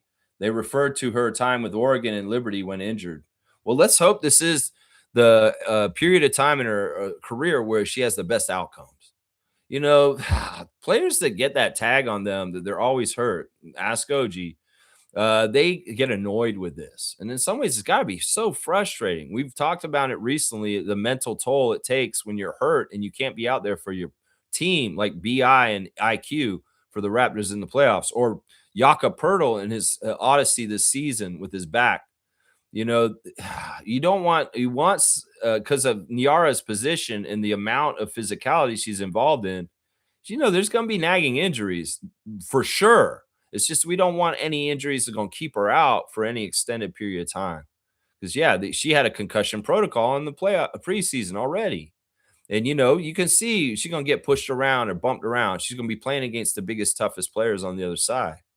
So we can only hope and pray that Niara Sabally stays as healthy as possible this whole entire year, because she is very key to our team. And even if there's a history of injury, doesn't mean that this year's going to be like that. And let's wish the best possible health year for her ever in her athletic career this year for the Tempo. That's right, because we're going to need her out there. We are. Oh, yeah. Randolph is here. Good morning, Randolph Phillips. Blessings, weekend blessings. Beloved Raptor Freak family. When life gets tough and things seem impossible, know you are not maxed out yet. There's another level to get to. It's called success. Yeah, dig deep. Dig deep. If you need to, pause, rest, do what you need to do to recharge, and then tackle it again. Sometimes that's the best thing you can do. You could try and stubbornly go at it over and over again and not get anywhere. But when you actually take that moment to take a little bit of time away, recharge yourself, it may be way easier when you come back to it and get back on. I like to call it put it on the shelf.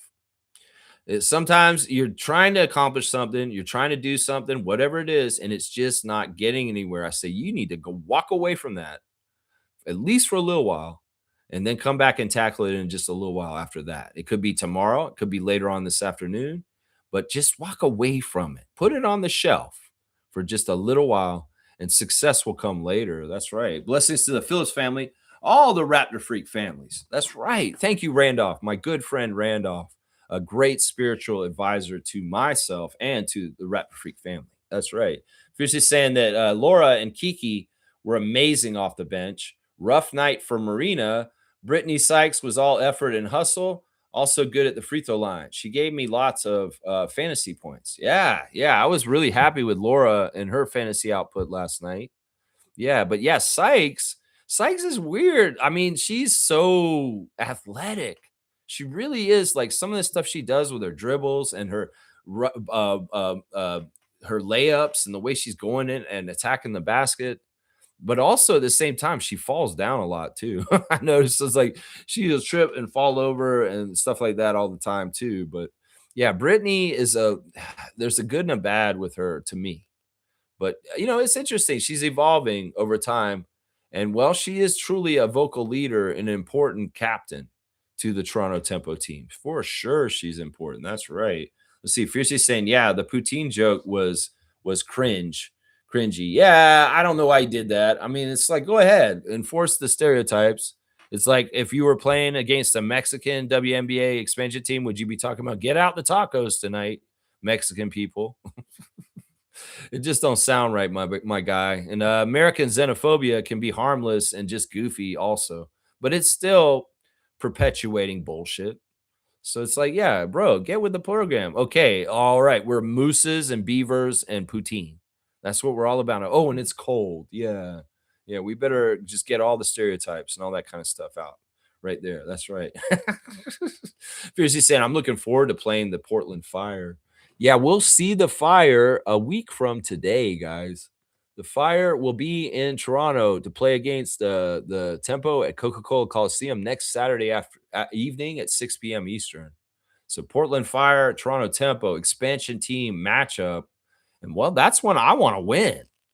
In some ways, look, every single game this season, I'm just kind of like, well, whatever the Tempo do, I don't really care. Like, it's the Sparks. Let's just play hard, play well. Let's see where we're at. Let's see how we're growing. Let's see how we're developing. But the Fire are at the same level as us.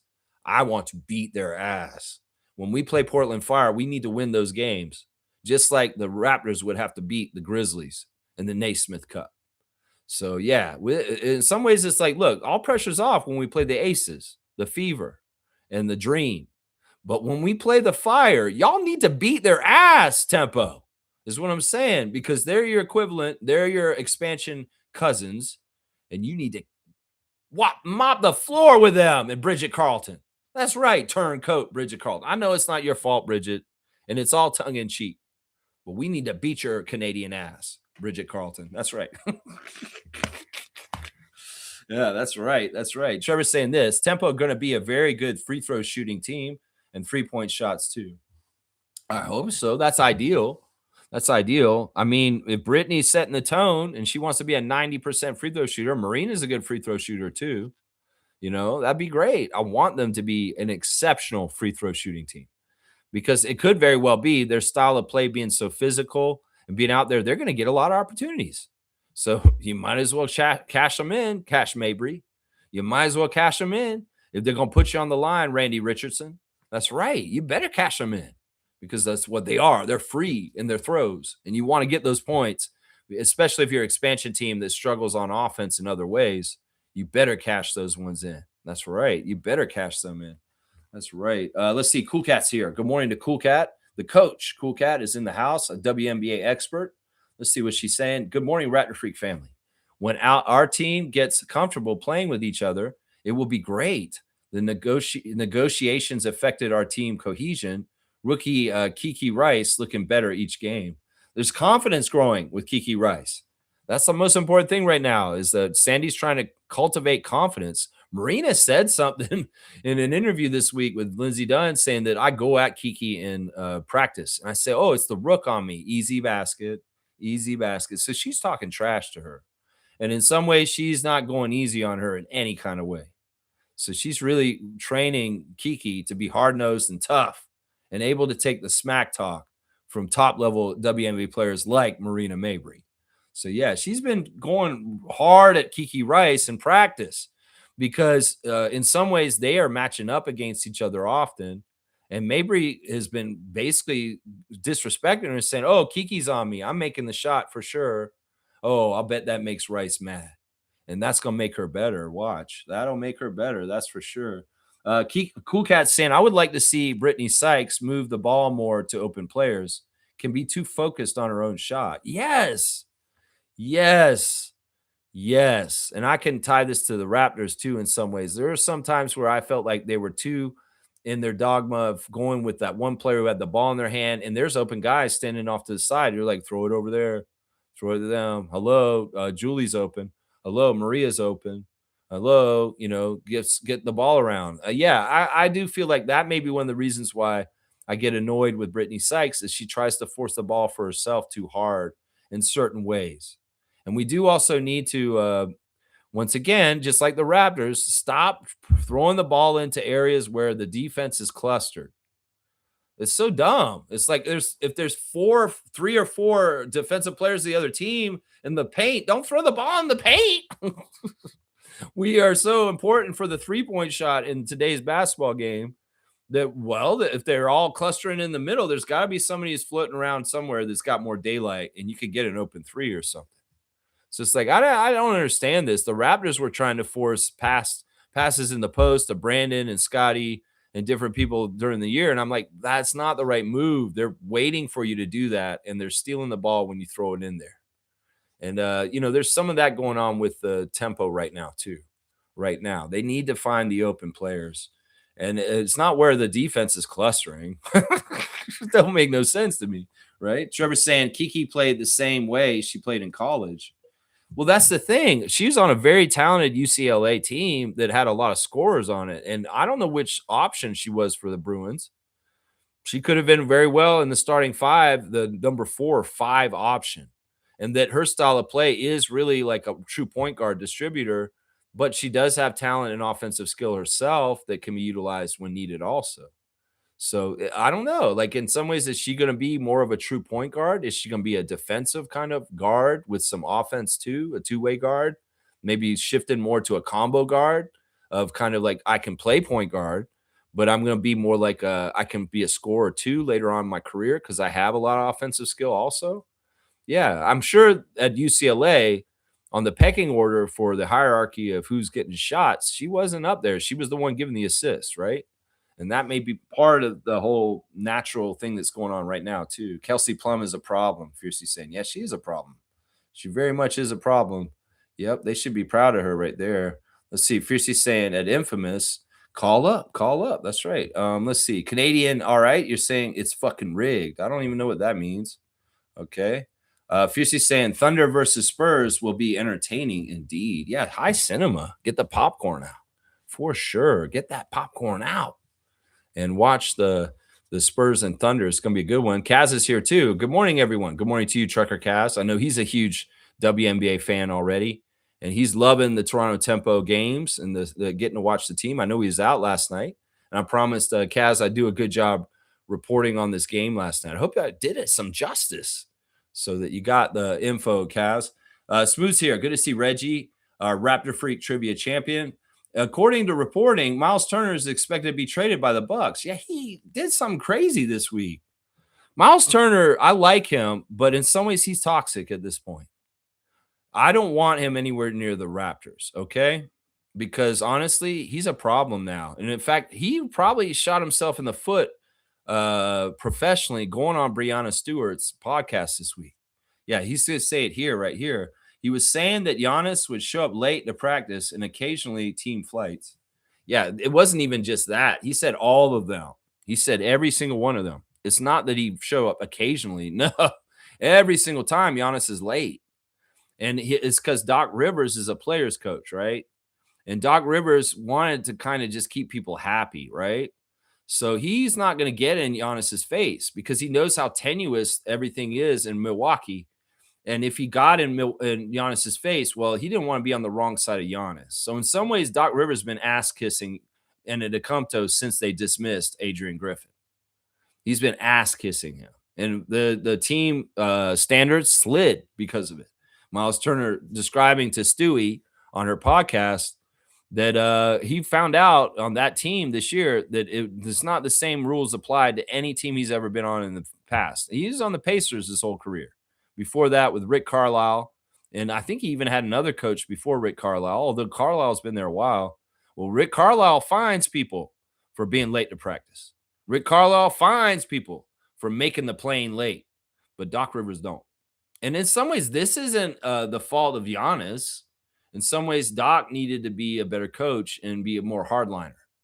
But Giannis got away with it, and he got away with it to the point where the other players started doing it too. And there's no rhyme or reason. And honestly, a lot of this stuff can be translated to part of the reason why the Bucks team was so bad this year and their record was so awful. Yeah, if there's no accountability for your top player and he's just flaunting and going against like any kind of system where You're accountable because it's really bad if you're late for flights. You're delaying the airport. You're delaying with the gas and the taxiing, and it can cost money. And you're wasting everybody's time. You're making your teammates sit on a plane an extra hour because you're waiting. They're waiting around for you. It's really bad for chemistry. And in some ways, the hierarchy of like, okay, well, Giannis is special. He can do this because he's the franchise player. And we're not going to fine him. He's not getting any trouble. Well, he's going to keep doing it. He's going to keep doing it. And I mean, Miles Turner for his candor and his honesty, well, it's appreciated, but also not.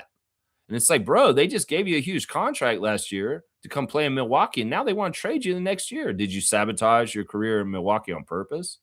It's just like, peace out. I don't want to be in this haphazard team where there's no accountability. Well, it's not Doc Rivers anymore, guy. Next season is Taylor Jenkins. He's the new coach of the Milwaukee Bucks. And maybe he will find Giannis if he doesn't make the plane on time. So I don't know. But either way, I think that they're mad at him for not having locker room code. And Miles Turner shouldn't be talking so loudly and so much about, the inner workings of the Milwaukee Bucks franchise like that. So it was really, I think it was done by Turner. He shouldn't have divulged all that publicly. And I would say, you want that guy coming to Toronto to be on this team with his loose lips that sink ships? Hell no, you don't. I don't care if he's a Lego maniac and he's a cool center guy. In some ways, he's washed, if you ask me. If you look at his last year in Indiana and his playoff performance in the finals, and then you look at his year last year, half hurt half the season, and really not the same Miles Turner in the past, a shell of himself. I see a lot of posts from Raptors Redditors and social media people saying we need to get Miles Turner and replace Yak with Miles Turner. I'm like, no, that's not the answer. Trust me. That's not the answer. And in some ways, him being so outspoken, as refreshing and TMZ information it's still toxic. And it's not a kind of player you want on your team. He did not do himself any favors by being so open and honest. Giannis is Giannis. He's going to be on a team no matter what. And Giannis can get away with this because he's like that. Doc Rivers is already fired. Miles Turner, he needed to continue with the Milwaukee Bucks, but he can't now at this point. You think Giannis is going to let him be on his team with him next year, no matter what? Well, it's like, in some ways, the owner of the Bucks is going to be like, wow, I can't have Miles and Giannis on the team at the same time. Well, Giannis is leaving.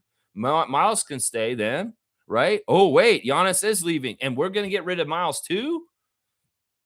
That's the thing right there. That's the thing right there.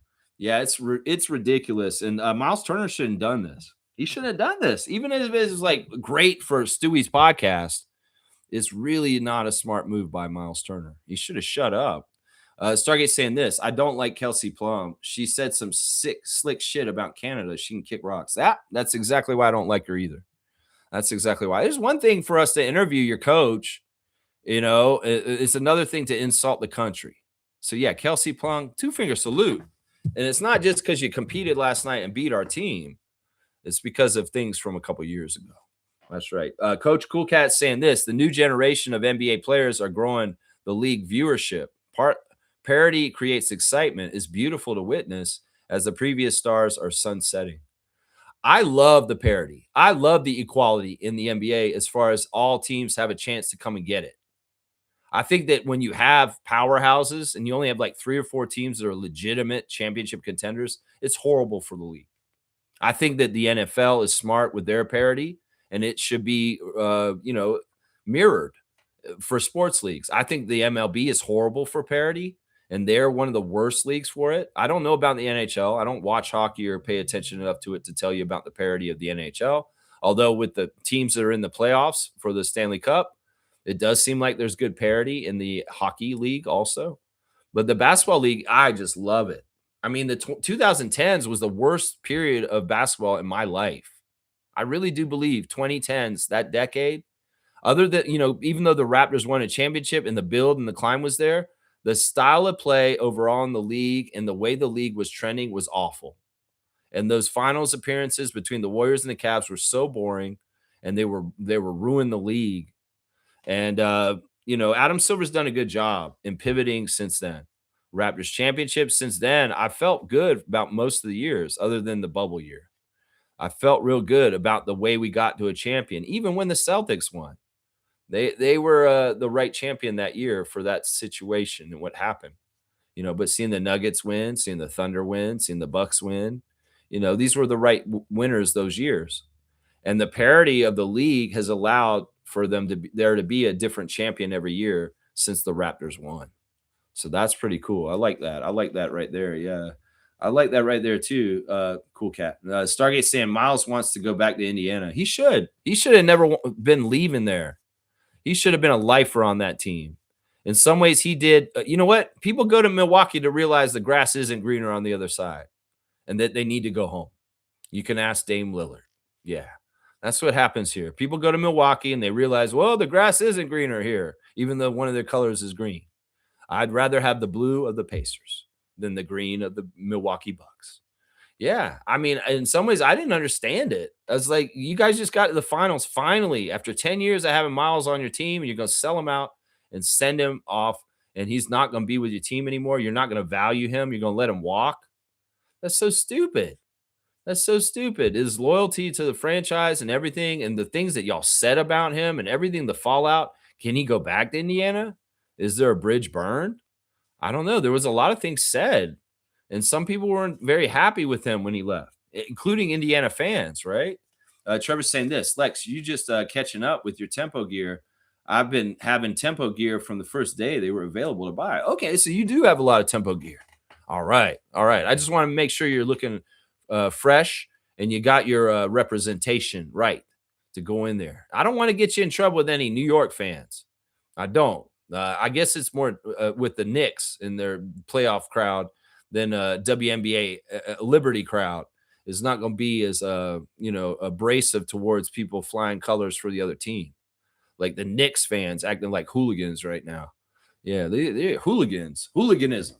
Knicks Nation is hooliganism. Let's see. Stargate saying reunite Miles and Dementis. Dementis? Oh, Dematis. That's an O as the second letter. Dematis Sabonis. That's what you mean. Reunite them in Indiana. I mean, they're kind of a good little pairing. They kind of do the opposites of things for each other, and they kind of are a nice fit. They were at that time back then, right? They were. All right. I'm going to go over the CBL right now, guys. Canadian Elite Basketball League season started this week, and we had two marquee matchups last night in Montreal and Brampton. They had the first Honey Badgers game, the new era of the Brampton Honey Badgers. New owner Mark Cuban is owning the team now. And let's go look at the box score a little bit. Brampton Honey Badgers victorious over the Ottawa Blackjacks last night. In fact, the Blackjacks have been having trouble. They did win against the Surge the other night, but they lost to Brampton last night, 91-86. The big time player for Brampton was Sean East II. Of course, Sean East II played in the G League Up Next game at All-Star Weekend at the NBA this year. And he's been in the CBL for a couple of years now. And he's been an all-star in the CBL in the past. But yeah, he had 25 points for Brampton over Ottawa last night. It was a big part of the game. Also 24 points for Cameron Tyson and 17 points for Matthew Moncrief. Yeah, so yeah, nice game there. Javante Smart on the other side for the Blackjacks had 20, and Matthew Cleveland had 24. But yeah, winning at home in Brampton. And I wonder Mark Cuban went to that game and watched the game of the Honey Badgers beating the Blackjacks last night in CBL action. Now, the game I did watch last night was Scarborough Shooting Stars at Montreal Alliance. And man, this was a fun game to watch, y'all. Partly because we had a real Raptors 905 synergy on the Montreal side. The signing of Javon Freeman Liberty to the Montreal Alliance 2 days ago and him showing up the next day and dressing, man, I have a lot of respect for JFL in this way. Maybe not in G League for his ball hogging on the Raptors 905 when he played for us. But in the G League, this man was like a hero. He was showing up to be Bonnie Tyler. We need a hero. He showed up, and he was a hero for Montreal. And some of the learned time with Quincy already from 905 time. was shown there a little bit. I think they were on the team at the same time. Maybe not. Maybe JFL was before Quincy. Either way, they're teammates right now. Quincy Guerrier and Javon Freeman Liberty for the Montreal Lions. And man, JFL put on a show last night. 31 points for a Freeman Liberty, 12 of 19 shooting. Yeah, he was crazy. Like he was doing it all the ways that we know from the past, where he's doing like the outside bombing threes. He's doing the crazy drives to the basket in transition. You know, he's just really scrappy and getting after it. In fact, he was working so hard last night. He got beat up and he was hobbling by the end of the game. He was leaving it all on the court for his first game for Montreal Lions, and the crowd loved him for it. They know him because they know his name from like basketball circles, the Raptors. He's a Toronto Raptor. He played on the Raptors, Javon Freeman Liberty. He played on the 905. So people are familiar with him. They're excited to see him in the Montreal Alliance jersey. And he was busting his butt. In fact, like I said, he was hobbled at the end of the game. He had been playing so hard. He was literally injured at the end of the game. Also on that team, Lou Williams III getting in the starting lineup. Quincy Guerrier. Yeah, they lost though. The French Canadian Montreal Alliance team lost.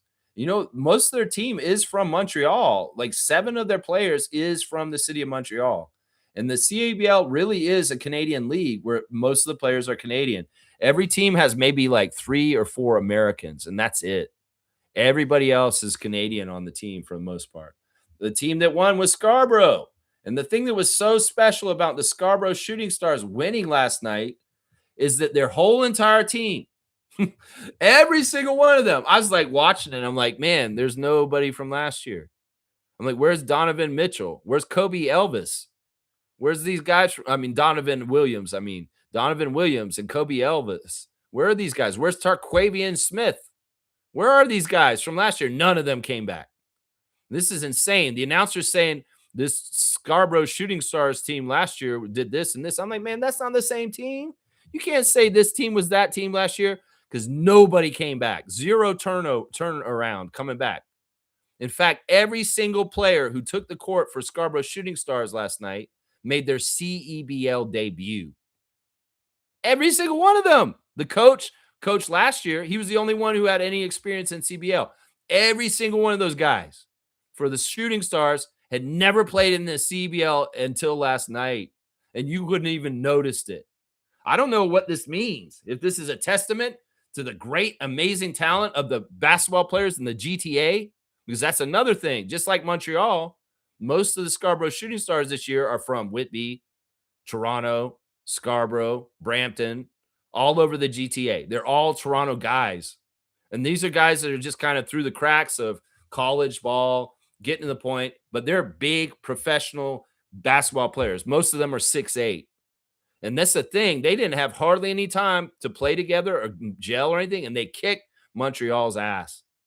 I couldn't believe it. I was like, these dudes, I don't even know who they are. They've never played together, and they are playing so good together. This Scarborough Shooting Stars team is special, considering all of what I just told y'all. The main centerpiece of the team is the center, Charles Bediako, who is Canadian and has been involved in Team Canada teams in men's basketball. Bediako out there getting 15 points, and he also had 6 rebounds, and he had a block.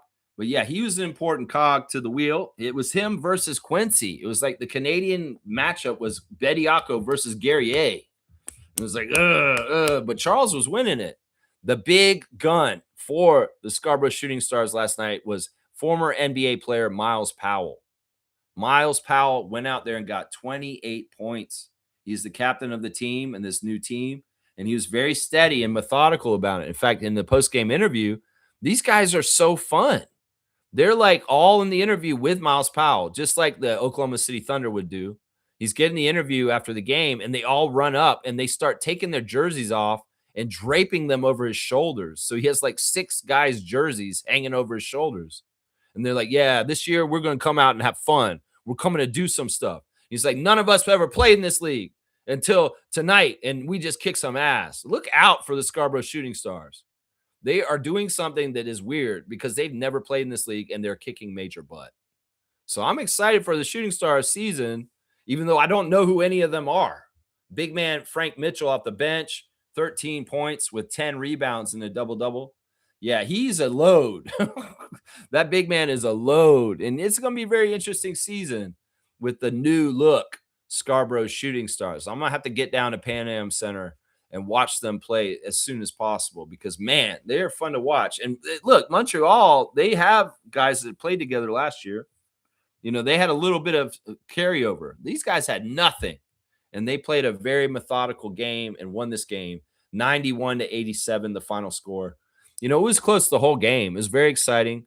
And of course, the target score, Elam ending, is always fun in the CBL. They don't play to the buzzer, they play to win. And the last basket was a turnover by Montreal, and the Scarborough Shooting Stars ran it down and dunked it big time to get the last basket in an emphatic exclamation mark to get the dub. That's right. So there's a CEBL check-in from last night's action. Victorious Brampton Honey Badgers and Scarborough Shooting Stars. That's right. That's pretty. This is fun action, y'all. And the great thing is, listen, the CBL games are on YouTube for free.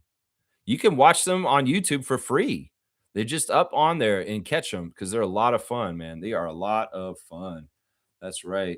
Stargate saying, I think JFL and Quincy did play together 905 at one point. Yes, I want to say that too. I think they did too.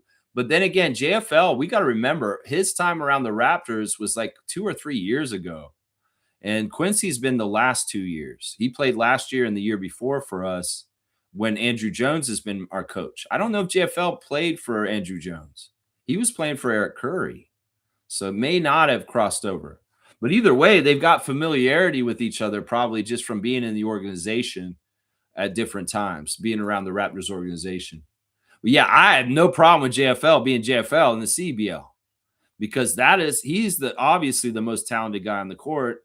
And yeah, ball hog all you want. You are the best option, no matter what.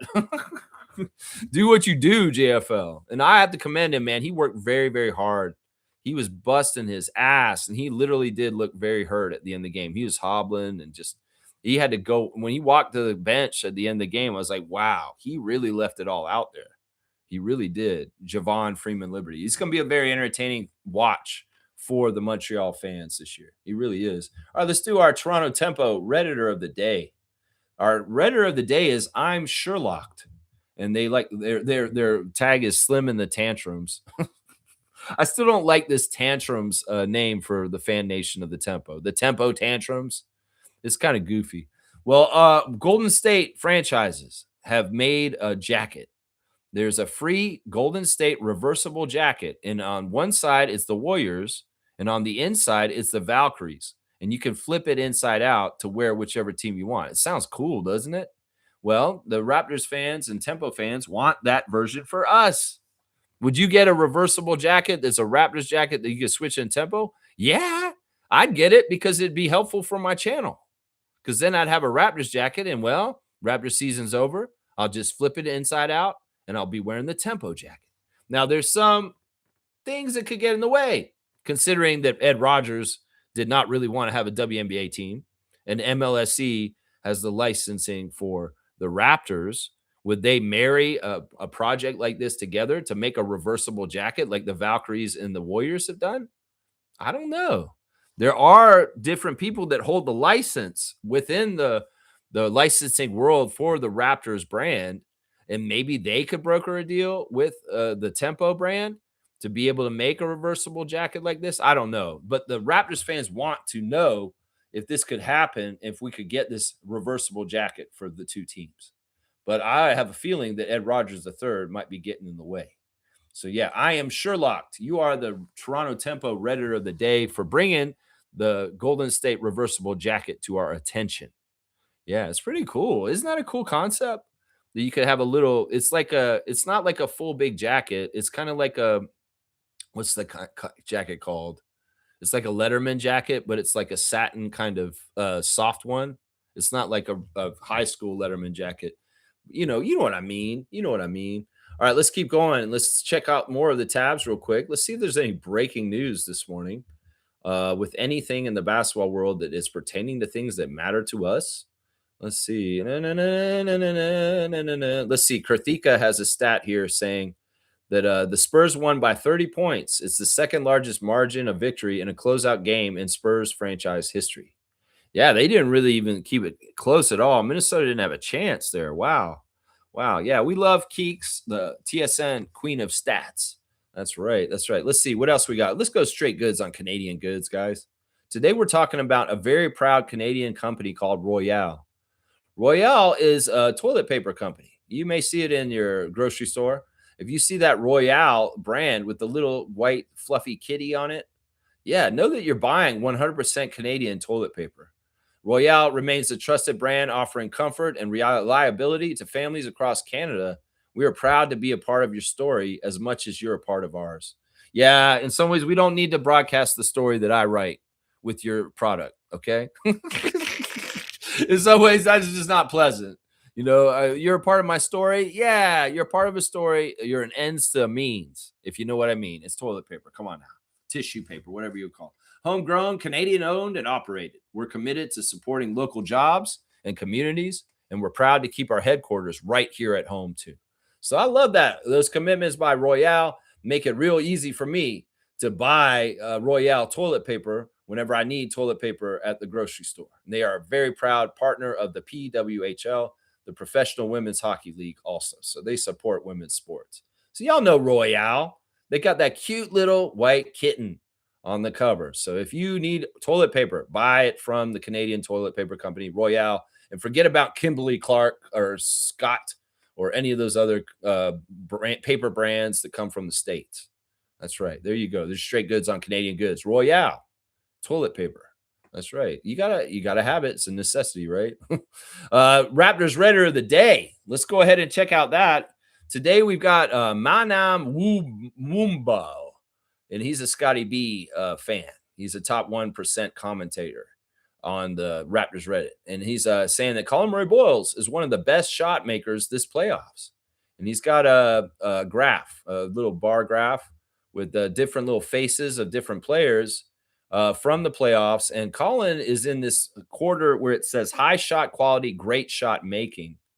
And he is kind of away from everybody else. There's a little bit of Julius Randle not far from him. Is that Julius or is that OG? I can't tell. This graphic's not very good, but we see Colin in a really good place. I see Scotty and RJ right in the middle of everybody and not in a bad place. They're not in they're above the line for efficiency, so they're efficient players. There's a lot of players that are inefficient that are below it. I can see down there Derek White is down at the bottom of this graph, and Jalen Johnson and Sengun, and there's Julius Randle. He's down there. Jamal Murray. These guys are high shot percentage, low shot making. But yeah, Scotty, RJ, and Colin are in a good spot on this chart. So yeah, Colin Murray-Boyles getting recognized for being one of the best shot makers in this playoffs past time. And thank you to Manam Wombo for being the Raptors Raider of the Day to bring this to our attention. That's right. That's right. Let's go. Kaz is saying, thanks for the recap, Lex. No problem. No problem. Yeah, CEBL is awesome. It's free on YouTube. And of course, the Tempo. You guys got to watch the Tempo as you can. Get that WNBA app. That's right. That's right. Let's go. All right, let's see. What else do I got? I got a birthday, y'all. I got a couple birthdays. The first birthday is a 4-time NBA champion. He's an original Raptor. He's a 2-time champion with the Bad Boy Pistons. He won a championship with the Chicago Bulls. He won a championship with the Lakers. And that is Spider Sally. Spider John Sally, it is his birthday today. And, well, he did play for the Raptors for 25 games in our inaugural season before he got traded mid-season to the Bulls. And, yeah, he started 6 games, and he averaged 6 points a game for the 6 when he was in Toronto. And, of course, John Sally was a part of that game against the Bulls when we beat Michael Jordan in our inaugural season with Damon Stoudemire and them. So, yeah, we're going to say happy birthday to original Raptor John Sally. I'm not even sure. What is John Sally's how old is he today? I should look at that real quick. Let me see. Where's his Wikipedia? I was looking at his basketball reference. Let's see. Let's see how old John Sally is today. He's got to be 60-something. He's got to be 60-something. Yeah, he is 62 today. Happy 62nd birthday to Spider Sally, original bad boy and original Raptor. Also, I have to give a big birthday shout out, and today he's 29. Terrence Davis the second. You guys remember Terrence Davis the second? He was undrafted, and we signed him on to our team around the pandemic. He played for us from 2019 after we won the championship for 2 years till 2021, and he was on our team during dark times. But yeah, Terrence Davis was a great bright spot during that time. He did end up making the all rookie second team in his rookie year. And yeah, his stats with us, well, he had about 106 games played for us, and he averaged around 7 points per game in a Raptors jersey. Of course, he spent a few years in Sacramento after that, and it looks like he didn't play in the NBA last year. He actually went and played in Puerto Rico last year. So happy 29th birthday to Terrence Davis, undrafted player for the Raptors for 2 years, an appreciated Raptor. You know, we had that incident with his girlfriend in New York, and that kind of marred his tenure with us. But overall, you know, I think that Terrence was a good player for the Raptors at that time. And we needed him at that time because our team was pretty bad at that point, right? Yeah, we'll do this classic card very soon, Stargate. We're moving towards that. That's one of the last ones we do. Yeah, Terrence Davis had some off-court issues. I don't even know if they were. I think that may have been a misunderstanding and it got blown out of proportion. I think you know, we covered it on this channel. We were doing the show at that time, and we were like kind of like, you know, in Toronto we're a progressive fan base, and we have no tolerance for domestic abuse. And if there was any domestic abuse in that situation, well, we don't want them on our team. And that was kind of the sentiment by a lot of Raptors fans at the time. But, you know, there's two sides to every story, and it went to court. And, you know, I think he was found not guilty or something like that. But the damage was done with his reputation. And a lot of Raptors fans were like, no, we don't want Davis on our team. Because I think what he did was he took her phone and he threw it at her or something like that. He destroyed her phone. I know that. And I don't know exactly the whole details of it exactly. But once again, you know, it doesn't look good if you have some sort of domestic violence charge. You know, it doesn't look good at all. Yeah. Yeah. So I don't know. I don't think he had overall off the court issues. I think he just had one ugly incident that may have in some ways gotten blown out of proportion. I think if he heard me saying that, he was like, man, Raptor Street, you're so right. It got so blown out of proportion because he doesn't seem like an awful guy. Honestly, his energy I read from him is he's just a hardworking dude that was just trying to make the NBA. And, you know, we all have bad days sometimes. And I'm not excusing him if he did anything very violent and awful, but maybe he was just caught in a really bad position in a public situation. And also, we got to figure that maybe the girlfriend at that time was maybe being an opportunist to a degree. Also, I don't know. Some of y'all said that to me at that time too. And I was like, no, if she did something wrong to a female in a domestic violence situation, he should be punished for it. And he shouldn't, you know, he shouldn't have the, you know, there's a lot of things you could say, but I don't know. The way it got sussed out, I think that the case got thrown out is what ended up happening at the end. But the court of opinion, people had decided already, and that's in some ways that's a problem, right? That's a problem. All right, I guess we will do the classic card very soon. Right now, we'll do that classic card right now. Let me get the box, and we will get going on that. Yeah, we had a very difficult classic card yesterday, and I was very impressed with Slugged Easy getting Mike Isolino. It was like, oh my gosh, Mike Isolino, man. That is crazy that you remembered him. That is crazy work right there. All right, let's see who I get right here. Let's see. Oh, wow. I don't know. That's way too easy. We can't do that. I want to save that card for a very special occasion, is what I should do, because that is way too easy. I think we've had that card recently. I keep like not wanting to do the card I pull. We'll do this one. We'll do this one. This one's a little bit tough. It's not super tough, but it's a little bit tough. It's tough for me to hold the card because it's got his name in two spots. So I got to do like this framing of it. All right, classic card of the day. Please give me the full name answer to get the classic card of the day. This is going to be a tough one, maybe.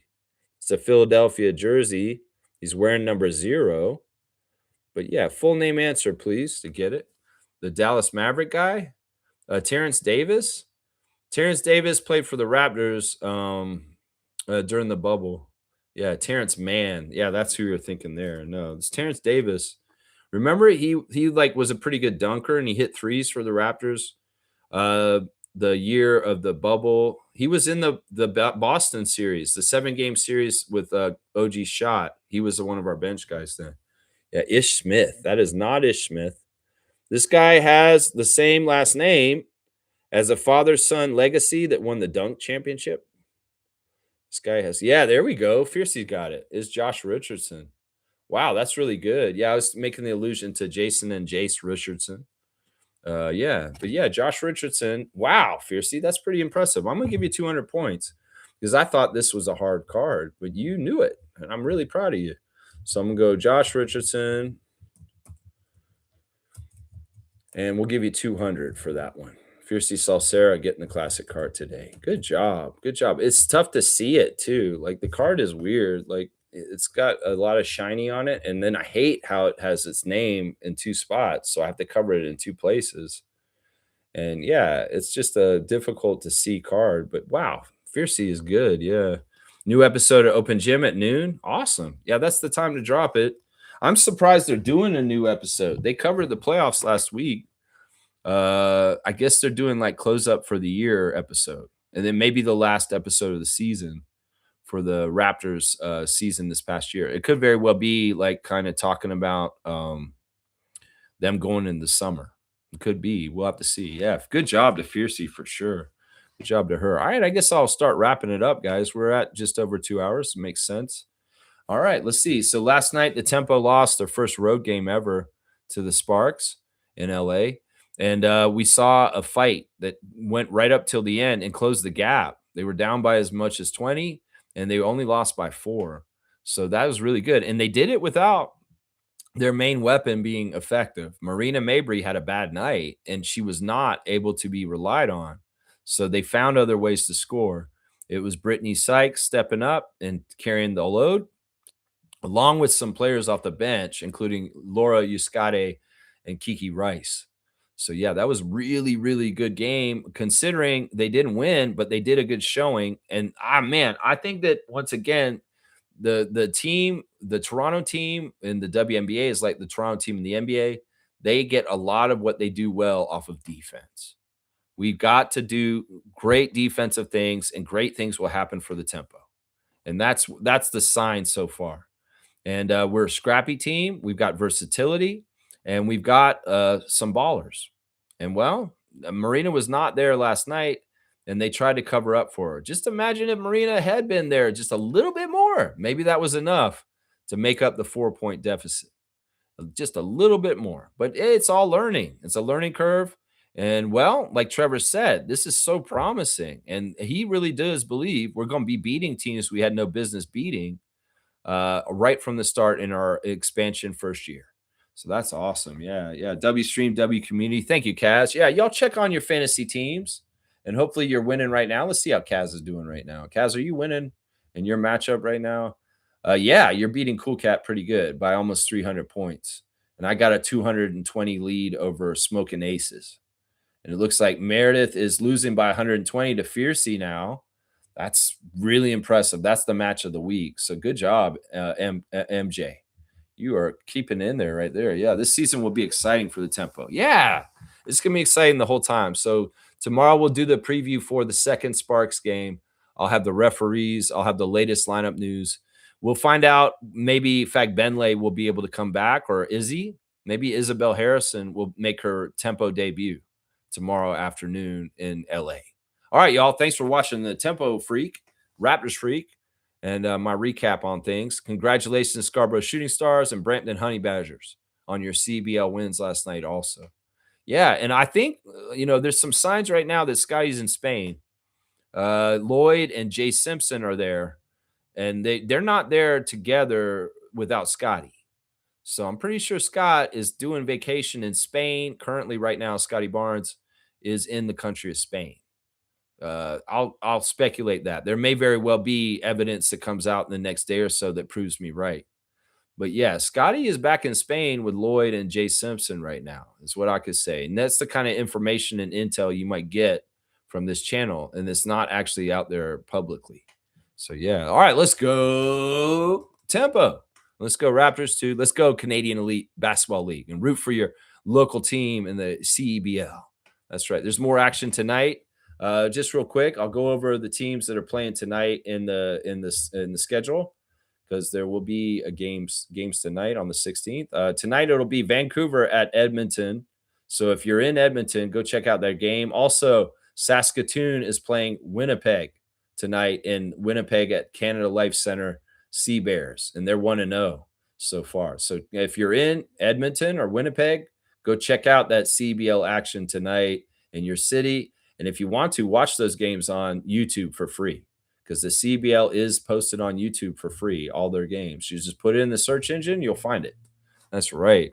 All right, y'all. I'll see y'all tomorrow, 9:30 a.m. Raptor Freak, Tempo Freak out. Let's go.